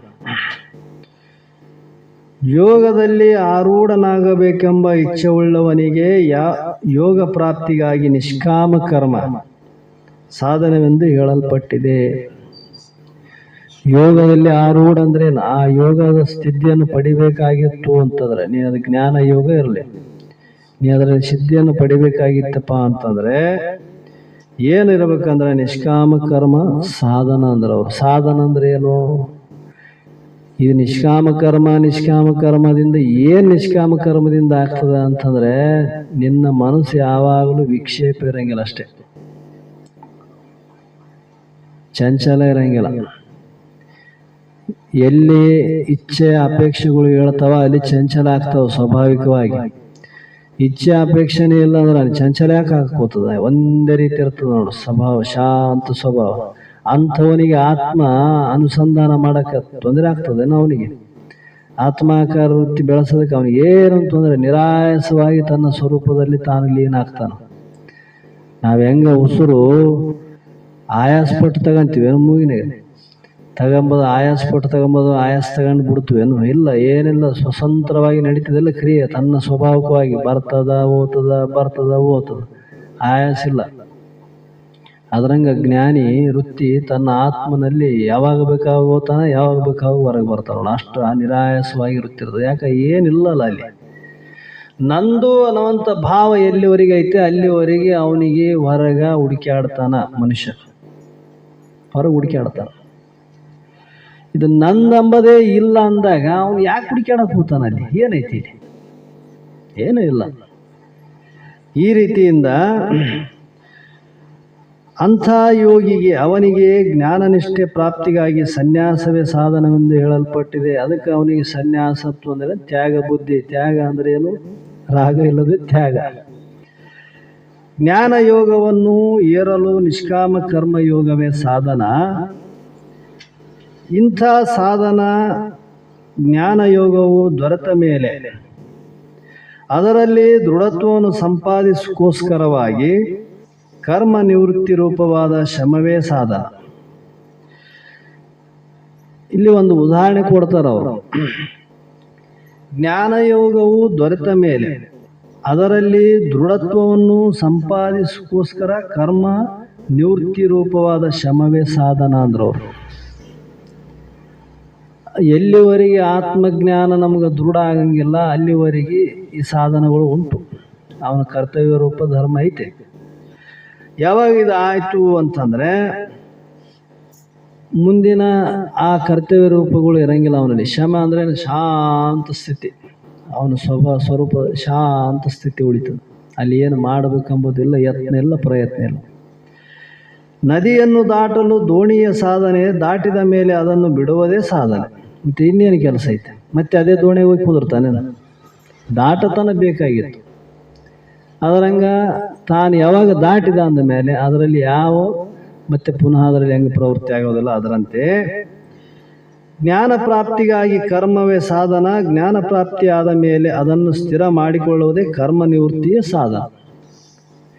ಪ್ರಾರಂಭದಲ್ಲಿ ನಿನಗೆ ಸಾಧನ. ಎದಕ್ಕೆ ಸಾಧನ ಅಂದರೆ ಸಾಧನಾವಸ್ಥೆಯಲ್ಲಿ ನೀನು ನಿನ್ನ ಕರ್ತವ್ಯಗಳನ್ನು ನೀನು ಮಾಡ್ತಾ ಹೋಗು, ಅದನ್ನು ಬಿಡಬೇಡ. ಆದರೆ ಬರ್ತಾ ಅದರಲ್ಲಿ ಇಚ್ಛೆಯನ್ನು ತ್ಯಜಿಸಿದೆ ಅಂದರೆ, ನಿಷ್ಕಾಮ ರೂಪವಾದ ಕ್ರಿಯೆಯಲ್ಲಿ ನೀ ತೊಡಗಿದಂದರೆ ಅದು ಏನಾಗ್ತದಪ್ಪ ಅಂತಂದರೆ ಆ ಸಾಧಕನು ಯೋಗದಲ್ಲಿ ಪ್ರವೇಶ ಮಾಡಲು ಯೋಗ್ಯವಾದ ಚಿತ್ತಶುದ್ಧಿಗಾಗಿ ನಿಷ್ಕಾಮ ಕರ್ಮಯೋಗವನ್ನು ಆಚರಿಸಲೇಬೇಕು. ಜ್ಞಾನ ಸಿದ್ಧಿಯಾದ ಮೇಲೆ ಕರ್ಮವು ತನ್ನಷ್ಟಕ್ಕೆ ತಾನೇ ಬಿದ್ದು ಹೋಗುತ್ತದೆ. ಏನು ಅದನ್ನು ಮಾಡೋದು ಬೇಕಾಗಿಲ್ಲ, ಕೆಡಿಸೋದು ಬೇಕಾಗಿಲ್ಲ, ತಾನೇ ನಷ್ಟ ಆಗಿ ಹೋಗ್ತದ. ಯಾಕಂದರೆ ಎಲ್ಲಿವರೆಗೆ ಫಲಾಪೇಕ್ಷೆ ಇತ್ತು ಅಲ್ಲಿವರೆಗೆ ಕರ್ಮ ನಿನಗೆ ಬಂಧನ ಉಂಟು ಮಾಡ್ತತ್ತು. ಯಾವತ್ತು ಫಲದ ಅಪೇಕ್ಷೆ ಇಲ್ಲ ಅಂದಮೇಲೆ ಅಲ್ಲಿ ಯಾವ ಬಂಧನ ಇಲ್ಲ, ಅಲ್ಲಿ ಯಾರ ಅಧೀನನೂ ಇಲ್ಲ, ನಿನಗೆ ವಿಧಿ ನಿಯಮಗಳನ್ನು ವಿಧಿ ಮಾಡಂಗಿಲ್ಲ. ಶಾಸ್ತ್ರಗಳು ಜ್ಞಾನಿಗೆ ಯಾವುದೇ ರೀತಿಯಿಂದ ವಿಧಿ ನಿಯಮಗಳನ್ನು ವಿಧಿಸಿಲ್ಲ. ನೀ ಇಂಥದ್ದೇ ಮಾಡಬೇಕು, ಇಂಥದ್ದೇ ಮಾಡುವಂತ ಎಂದು ವಿಧಿ ನಿಯಮಗಳನ್ನು ಮಾಡಂಗಿಲ್ಲ. ಯಾಕಂದರೆ ಶಾಸ್ತ್ರಗಳು ಎಲ್ಲಿ ಹೇಳ್ತಾವಂದ್ರೆ ಎಲ್ಲಿ ಕರ್ತವ್ಯ ರೂಪವಾದ ಕ್ರಿಯೆ ಉಂಟು ಅವನಿಗೆ ವಿಧಿ ನಿಯಮಗಳನ್ನು ಹೇಳವೆ ಹೊರತು ತಿಳಿದಂಥ ಸಿದ್ಧ ಪುರುಷನಿಗೆ ಎಂದು ಯಾವ ವಿಧಿ ನಿಯಮಗಳು ಹೇಳಿಲ್ಲ. ಅವನಿಗೆ ಯಾವುದು ಈ ಶಾಸ್ತ್ರ ಆಜ್ಞೆ ಪಾಲನೆ ಮಾಡಬೇಕೆಂಬುದೇನು ನಿಯಮ ಇಲ್ಲ. ಹಂಗಂತ ಅವನು ಮನಸ್ಸೋ ಇಚ್ಛೆ ಬಂದಂಗೆ ನಡೀತಾನಂತ ಹಂಗೂ ಇಲ್ಲ, ಅವ್ನು ನಡೆಯೋದಿಲ್ಲ. ಯಾಕಂದ್ರೆ ಈಗ ಕ್ರಮದಿಂದ ಬಂದವ್ರು ಯಾಕೆ ನಡೆಯಕ್ಕೆ ಹೋಗ್ತಾರ? ಮತ್ತೆ ಹಂಗೆ ಮಾಡಿದ್ರೆ ನಡೀತದ್ರಿ ಅಂದ್ರೆ ಮೂರ್ಖರು ನಡೀತದ. ತಿಳಿದಂಥ ಜ್ಞಾನಿಗಳು ಹಿಂಗೆ ಮಾಡ್ತಾರೇನೋ ಆಚರಣೆ ಅಂದ್ರೆ ಎಂದೂ ಮಾಡಂಗಿಲ್ಲ. ಅದಕ್ಕಾಗಿ ಸಾಧಕನು ಚಿತ್ತಶುದ್ಧಿಗಾಗಿ ನಿಷ್ಕಾಮ ಕರ್ಮ ಅನುಷ್ಠಾನ ಪ್ರಾರಂಭದಲ್ಲಿ ಅಗತ್ಯವಾದದ್ದು. ಅದಿಲ್ಲದಿದ್ದರೆ ಅಂತಃಕರಣ ಶುದ್ಧಿ ಆಶೆಯನ್ನು ಬಿಡಬೇಕು ಅಂದ್ರೆ ಅವ್ರು ಅದಿದ್ದಿಲ್ಲ ಅಂದ್ರೆ ಅವನಿಗೆ ಎಂದೂ ಶುದ್ಧಿ ಆಗಂಗಿಲ್ಲ ಅಂದ್ರೆ ಅವ್ನು ಬೇಕಾದ್ದು ಮಾಡಿದ್ರು ಮತ್ತಿಷ್ಟು ಹೊಲಸಾತದ ಹೊರತು ಶುದ್ಧಿ ಅಂತ ಆಗಂಗಿಲ್ಲ. ಅದಕ್ಕಾಗಿ ಅಂತಃಕರಣ ಶುದ್ಧಿ ಆದ ಮೇಲೆ ಜಿಜ್ಞಾಸು ಆದವನು ಶ್ರವಣಾದಿ ಸಾಧನೆಗಳಲ್ಲಿ ಸೇರಿಸಿದರೆ ಅದಕ್ಕೆ ಅದು ಹಿಂದಕ್ಕೆ ಹೋಗುತ್ತದೆ, ಅದಕ್ಕೆ ಮುಂದೆ ಹೋಗುವ ಶಕ್ತಿ ಇಲ್ಲ. ಇದಕ್ಕೆ ಶಮವೆಂದು ಹೇಳುತ್ತಾರೆ ಅಂದರು. ಶ್ರವಣಾದಿಗಳನ್ನು ಮುಗಿಸಿ ದೃಢವಾದ ಅಪರೋಕ್ಷ ಜ್ಞಾನ ಪಡೆದವನು ಆರೂಢನೆಂದು ಹೇಳುತ್ತಾರೆ. ಬೇಕಲ್ಲ ಇವೆಲ್ಲ ಸಹಿಸುವಂಥ ಶಕ್ತಿ ಶಮ, ಇಂದ್ರಿಯನೇ. ಶಮ ಅಂದರೆ ನಮ್ಮ ಮನಸ್ಸು ತನ್ನ ಅಧೀನದಲ್ಲಿ ಇರಬೇಕಲ್ಲ. ಮತ್ತು ಅದ್ರಾಗ ಏನು ಆಸೆ ಇಲ್ದ್ರೆ ಅದು ಆಧೀನದಾಗ ಇರ್ತದೆ. ಅದು ಹಿಂಗೆ ಕ್ಷಣಕ್ಕೆ ಆ ಕಡೆ ಎಗ್ಗಿರೋತಿತ್ತಂದ್ರೆ ಅದ್ಯಾವಾಗ ಆಧೀನ ಇರ್ತದೆ ನಿನಗೆ. ನಿನ್ನೆ ಅಭಿಷಂಡೆ ಹೋಗ್ತದೆ ನೋಡು, ಇಲ್ಲಿ ಒಂದು 5 ನಿಮಿಷ ಕುಂದ್ರಿಸ್ತದ, ಮತ್ತೆ ಹೊರಗೆ ಕರ್ಕೊಂಡು ಹೋಗ್ಬಿಡ್ತದೆ. ಅಂದ್ರೆ ಇಷ್ಟು ಚಂಚಲ ವೃತ್ತಿದ್ದವನಿಗೆ ಇದು ಹೆಂಗೆ ಬರ್ತದೆ? ಮತ್ತು ಅಲ್ಲಿ ದೃಢವಾದ ಜ್ಞಾನೇನ ಆಗಿಲ್ಲ ಅಂತಲ್ಲ, ಜ್ಞಾನ ಬೇಕಾದಷ್ಟು ಆಗ್ಯದ, ದೃಢ ಆಗಿಲ್ಲ, ಅದು ಸ್ಥಿರವಾಗಿಲ್ಲ ಅದು ಜ್ಞಾನ. ಮತ್ತು ಅಲ್ಲಿ ಸ್ಥಿರ ಇಲ್ಲದ ಜ್ಞಾನದಲ್ಲಿ ನಿನಗೆ ಆತ್ಮಾನಂದ ಅನುಭವ ಬರ್ತದೆ ಏನಂದ್ರೆ ಅದು ಎಂದ ಆಗಂಗಿಲ್ಲ ಅಂತಾರೆ ಅವರು. ಅದಕ್ಕಾಗಿ ಆರೂಢನಿಗೆ ತನ್ನ ಆತ್ಮನಲ್ಲಿ ಪ್ರೀತಿ ಕರ್ಮದಲ್ಲಿ ಇರುವುದಿಲ್ಲ. ಅವನಿಗೆ ತನ್ನಲ್ಲೇ ತನಗೆ ಪ್ರೀತಿ ಹೊರತು ಹೊರಗಿನ ಪ್ರಪಂಚ ಕ್ರಿಯೆಯಲ್ಲಿ ಎಂದೂ ಪ್ರೀತಿ ಇರಂಗಿಲ್ಲ. ಆದುದರಿಂದ ಆಧ್ಯಾತ್ಮ ರಂಗದ ಪ್ರಾರಂಭ ಸ್ಥಿತಿಯಲ್ಲಿ ಪ್ರತಿಯೊಬ್ಬರೂ ಶಾಸ್ತ್ರೀಯ ಕರ್ಮಗಳನ್ನು ನಿಷ್ಕಾಮ ಬುದ್ಧಿಯಿಂದ ಆಚರಿಸಲೇಬೇಕು. ಹಾಗೆ ಮಾಡದಿದ್ದರೆ ಚಿತ್ತದಲ್ಲಿ ತಮಸ್ಸು ಪ್ರವೇಶ ಮಾಡಿ ಆಲಸ್ಯವನ್ನು ಜಾಸ್ತಿಯಾಗಿ ಚಿತ್ತವು ಜಡಪ್ರಾಯವಾಗಿ ಜ್ಞಾನಯೋಗದಲ್ಲಿ ಪ್ರವೇಶವಾಗಲು ಅದಕ್ಕೆ ಯೋಗ್ಯತೆ ಇರುವುದಿಲ್ಲ ಅಂದರು. ಅದಕ್ಕೆ ಸರ್ಪಭೂಷಣರು ಬಹಳ ಕಡೆ ಬರ್ಕೊಂಬಂದ್ರು ಅವರು ಈ ಮಾತನ್ನ. ಯಾಕೆ ಬರೆದ್ರು ಅಂದ್ರೆ ಅವರಿಗೆ ಅನುಭವಿ ನೋಡು, ಒಬ್ಬ ಮಹಾತ್ಮ ತಿಳಿದ ಕೇಶ ವಿಚಾರ ಮಾಡಿ ಅದನ್ನ ಬರೆದಿರ್ತಾರೆ ಅವರು. ಸುಮ್ಮನೆ ಅವರು ಬರೆಯಂಗಿಲ್ಲ, ಸುಮ್ಮನೆ ಬರೀತಾರೆ. ನಮ್ಮ ಮಹಾತ್ಮರು ಎಲ್ಲ ಅನುಭವ ಯುಕ್ತಿ ಪ್ರಮಾಣ ಕೊಟ್ಟೆ ಬರೆದಾರ ಅವರು. ಯಾವ ರೀತಿಯಿಂದ ಇದ್ರೆ ಏನು ಕೆಲಸ ಆಗ್ತದ ಅಂತ. ಇಲ್ಲಾಂದ್ರೆ ಅದು ಪ್ರಯೋಜನ ಆಗಂಗಿಲ್ಲ. ಬರಿದೆ ಬೋಧಿಪಿನೆಂಬ ಭ್ರಮೆ ಯಾಕೋ ಮನುಜ. ಅದು ನೀ ಎಷ್ಟೇ ಅವನಿಗೆ ಪರಿಪರಿಯಾಗಿ ಉಪದೇಶ ಮಾಡಿದ್ರು ಕೂಡ ಅವನಿಗೆ ತಿಳಿಯಂಗಿಲ್ಲ. ಯಾಕಂದ್ರೆ ಅವನಲ್ಲಿ ಎಲ್ಲ ದೋಷ ಹಂಗೆ ಇದಾವ. ಈ ದೋಷದಿಂದ ಸಹಿತನಾದಂಥವನು ಜ್ಞಾನ ಪಡೆದವನು ಮತ್ತಿಷ್ಟು ಭ್ರಮಿಷ್ಠನಾಗ್ತಾನೆ ಹೊರತು ಅವನು ಉದ್ಧಾರ ಆಗಂಗಿಲ್ಲ. ಮಳೆ ಜವ್ವದ ಸ್ತ್ರೀಯಳ ರತಿಸಿಯೇ ಗರ್ಭ ನಿಲ್ಲುವಂತೆ ಹಸುಳಿಗೆ ಗರ್ಭ ನಿಲ್ಲುವುದೇ ಅಂದ್ರವ್ರು. ಎಷ್ಟು ಉದಾಹರಣೆ, ಲೌಕಿಕ ಉದಾಹರಣೆಯನ್ನು ಕೊಟ್ಟು ಹೇಳ್ತಾರೆ ಕೆಲವೊಂದು. ಯಾಕಂದ್ರೆ ಅದಕ್ಕೊಂದು ಕಾಲ, ಒಂದು ಸಮಯ, ಒಂದು ಮಿತಿ ಇರ್ತದ. ಅದರಂಗ ಹೃದಯ ಪರಿಪಕ್ವ ಅವಸ್ಥೆಯಲ್ಲಿ ಇದ್ದಾಗ ಮಾತ್ರ ಅದು ನಿನಗ ಅಂತ ಆತ್ಮಜ್ಞಾನ ನಿನ್ನಲ್ಲಿ ಅಂಕೂರ ಉತ್ಪತ್ತಿ ಕಾರಣ ಆಗ್ತದ. ಇವ್ರಾಗ ಒಂದು ದೋಷ ಇದ್ದು ಅಂದ್ರೂ ಇದು ಪ್ರವೇಶ ಮಾಡಕ್ ಬಿಡಂಗಿಲ್ಲ. ಸಾಮಾನ್ಯ ಒಂದು ಲೌಕಿಕ ವಿದ್ಯೆನೇ ಬಿಡಂಗಿಲ್ಲ ಅಂದ್ಮೇಲೆ ಇಂಥ ಆಧ್ಯಾತ್ಮ ವಿದ್ಯೆ ಸುಮ್ಮನೆ ಆಗ್ತದೆ ನಿನಗೆ ಜ್ಞಾನ ಆಗಂಗಿಲ್ಲ ಹಂಗ ಅಂತ ಹೇಳ್ತಾರ. ಅದಕ್ಕಾಗಿ ಜ್ಞಾನ ಯೋಗದಲ್ಲಿ ಪ್ರವೇಶವಾಗಲು ಅದಕ್ಕೆ ಯೋಗ್ಯತೆ ಇರುವುದಿಲ್ಲ. ಹುಣ್ಣಿನ ಮೇಲೆ ಗಟ್ಟಿಯಾಗಿ ಅಂಟಿಕೊಂಡಿರುವ ಹಕ್ಕು ಕಾಲಕ್ರಮದಲ್ಲಿ ಅದೇ ಪಕ್ವವಾಗಿ ಬಿದ್ದು ಹೋಗಬೇಕು. ಹುಣ್ಣಾಗಿರ್ತದೆ, ಅದ್ರ ಮೇಲೆ ಒಂದು ಅಂಟಾಗಿರ್ತದೆ, ತೊಗಲು ಒಣಗುತ್ತದೆ ನೋಡು. ಅದು ತಾನೇ ಪಕ್ವಾಗಿ ಉಚ್ಚಿ ಬಿತ್ತಂದ್ರೆ ಏನು ನೋವಿಲ್ಲ. ಮತ್ತು ನೀ ಏನನ್ನ ಕಿತ್ತಕ್ಕೆ ಹೋದೆ ಅಂದ್ರೆ ಮತ್ತಿಷ್ಟು ಹುಣ್ಣಿನ ಮತ್ತಿಷ್ಟು ಗಾಯ ಆಗ್ತದೆ ನೋಡು. ಅದರಂಗ ಬಲಾತ್ಕಾರವಾಗಿ ತೆಗೆದರೆ ವ್ರಣವು ದೊಡ್ಡದಾಗಿ ತಾನೇ ದೊಡ್ಡದಾಗಿ ದುಃಖಕ್ಕೆ ಕಾರಣವಾಗುತ್ತದೆ. ನಾ ಬಹಳ ಪ್ರಯತ್ನ ಮಾಡಿ ಅದನ್ನು ಕಿತ್ತಿ ಬಿಟ್ಟೆ ಅಂದ್ರೆ ಮತ್ತೆ ನೊಣ ಕುಂತು ಮತ್ತಿಷ್ಟು ಆಗಲ ಮಾಡ್ತಾನೆ ನೋಡು ಹುಣ್ಣು. ಅದರಂಗ ಜ್ಞಾನ ಸಿದ್ಧಿಯ ಇಲ್ಲಿ ಏನು ಹೇಳ್ತಾನೆ, ಬಲಾತ್ಕಾರವಾಗಿ ತೆಗೆದರೆ ವ್ರಣವು ದೊಡ್ಡದಾಗಿ ದುಃಖಕ್ಕೆ ಕಾರಣವಾಗುವುದು. ಅದರಂತೆ ಜ್ಞಾನ ಸಿದ್ಧಿಯಾದ ಮೇಲೆ ಕರ್ಮವು ತನ್ನಷ್ಟು ತಾನೇ ಕಳಚಿ ಹೋಗುವುದು. ನೀನೇನು ಅದನ್ನು ಪ್ರಯತ್ನ ಮಾಡೋದು ಬೇಕಾಗಿಲ್ಲ, ತಾನೇ ಬಿಟ್ಟು ಹೋಗ್ತದ. ನೀ ಯಾಕೆ ಪ್ರಯತ್ನ ಮಾಡ್ತದ ಅದನ್ನ? ಅದಕ್ಕಾಗಿ ಹಾಗಿಲ್ಲದೆ ಜ್ಞಾನ ಸಿದ್ಧಿಯಾಗದ ಪರಿಪಕ್ವ ದಶೆಯಲ್ಲಿ ಅದನ್ನು ಬಿಟ್ಟರೆ ಲಕ್ಷ್ಯ ಪ್ರಾಪ್ತಿಯೂ ಆಗಲಾರದು. ಬುದ್ಧಿವಂತನಾದ ಜಿಜ್ಞಾಸು ನಿಷ್ಕಾಮ ಕರ್ಮಾಚರಣೆಯಿಂದ ಅಂತಃಕರಣ ಶುದ್ಧಿ ಮಾಡಿ ಒಂದು ಲಕ್ಷ್ಯವನ್ನು ಸಾಧಿಸಬೇಕು ಅಂದರು. ಅವರು ತನ್ನ ಎಲ್ಲಿಗೆ ಹೋಗ್ಬೇಕಂತ ತಾನು ನಿರ್ಣಯ ಮಾಡ್ಯಾನ ಅಲ್ಲಿಗೆ ತಾನು ಲಕ್ಷ್ಯ ಇಟ್ಟು ಪ್ರಯತ್ನ ಮಾಡಬೇಕೇ ಹೊರತು ಉಳಿದ ವಿಚಾರದಲ್ಲಿ ತಾನು ತಲೆ ಹಾಕಬಾರ್ದು ಅಂತ ಹೇಳ್ತಾನೆ. ಇವು ಮುಮುಕ್ಷುಗಳಿಗೆ ಅತ್ಯಂತ ಮುಖ್ಯವಾದಂಥ ವಿಚಾರ ಅನ್ನುವಂಥ ಮಾತನ್ನ ಈ ಒಂದು ಅಧ್ಯಾಯದಲ್ಲಿ ಹೇಳಿಕೆ ಅಂತ ಬಂದರೆ ಇಲ್ಲಿಗೆ ಸಮಯ ಆಗ್ಯದ. ಇಂದಿನ ಶಾಸ್ತ್ರಕ್ಕೆ ಇಲ್ಲಿಗೆ ವಿರಾಮ ನೀಡೋಣ.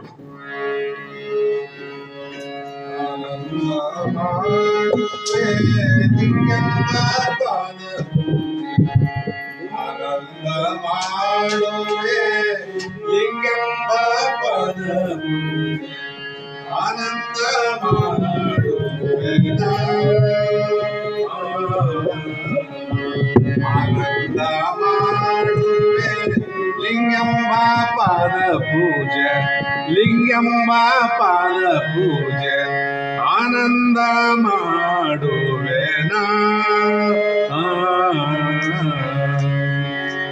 ಅಂಗಂಬ ಆಕಾರ ಲಿಂಗಂಬ ಶರೀರವು, ಅಂಗಂಬ ಆಕಾರ ಲಿಂಗಂಬ ಶರೀರವು ಅಂಗದೊಳಗೆ ಮಹಾಲಿಂಗ ಮೂರ್ತಿ ಪೂಜೆ ಆನಂದ ಮಾಡುವೆ.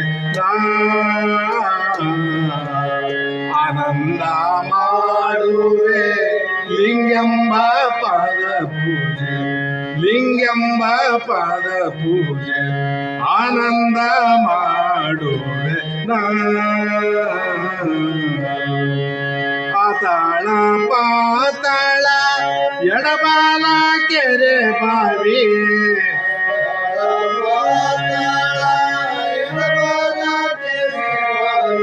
ಪಾತಾಳ ಪಾತಾಳ ಎಡಬಾಲ ಕೆರೆ ಬಾವಿ ಶೀತಳ ತಂದಿನಿ ಬಾರೋ ಶಿವ ನಿನ್ನ ಪೂಜೆಗೆ ಆನಂದ ಮಾಡುವೆ. ಆನಂದ ಮಾಡುವೆ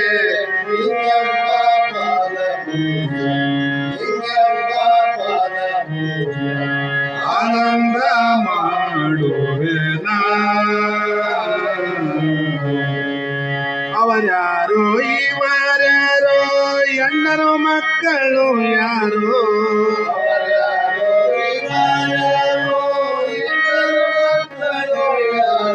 ಅವರ್ಯಾರು ಇವರ್ಯಾರೋ, ಅವರ್ಯಾರು ಇವರ್ಯಾರೋ ಹೆಂಡರು ಮಕ್ಕಳು ಯಾರು, ಬಂಡಿ ತುಂಬ ಭಾಗ್ಯ ಹೋಗಿ ಅಡವಿ ಸೇರಿದ ಮ್ಯಾಲ ಆನಂದ ಮಾಡುವೆ. ಮಾಡುವೆ ಲಿಂಗಂಬ ಪಾದ ಪೂಜೆ, ಲಿಂಗಂಬ ಪಾದ ಪೂಜೆ ಆನಂದ ಮಾಡುವೆ. ದೇಶದೊಳಗೆ ನಮ್ಮ ವಾಸುಳ್ಳ ಲಕ್ಷಣ,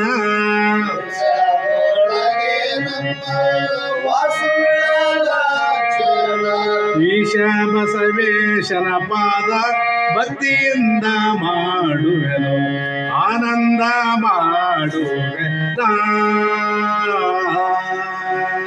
ಆನಂದ ಮಾಡುವೆ ಲಿಂಗಂಬ ಪಾದ ಪೂಜೆ, ಲಿಂಗಂಬ ಪಾದ ಪೂಜೆ ಆನಂದ ಮಾಡುವೆ. श्रीमद जगद्गुरु सिद्धार्थ स्वामी महाराज की, श्री सद्गुरु शिवपुत्र स्वामी महाराज की, श्री सद्गुरु बसवानंद स्वामी महाराज की, श्री सद्गुरु अभिनव स्वामी महाराज की, जय मंगलम जय नमः पार्वती शिव हर हर महादेव।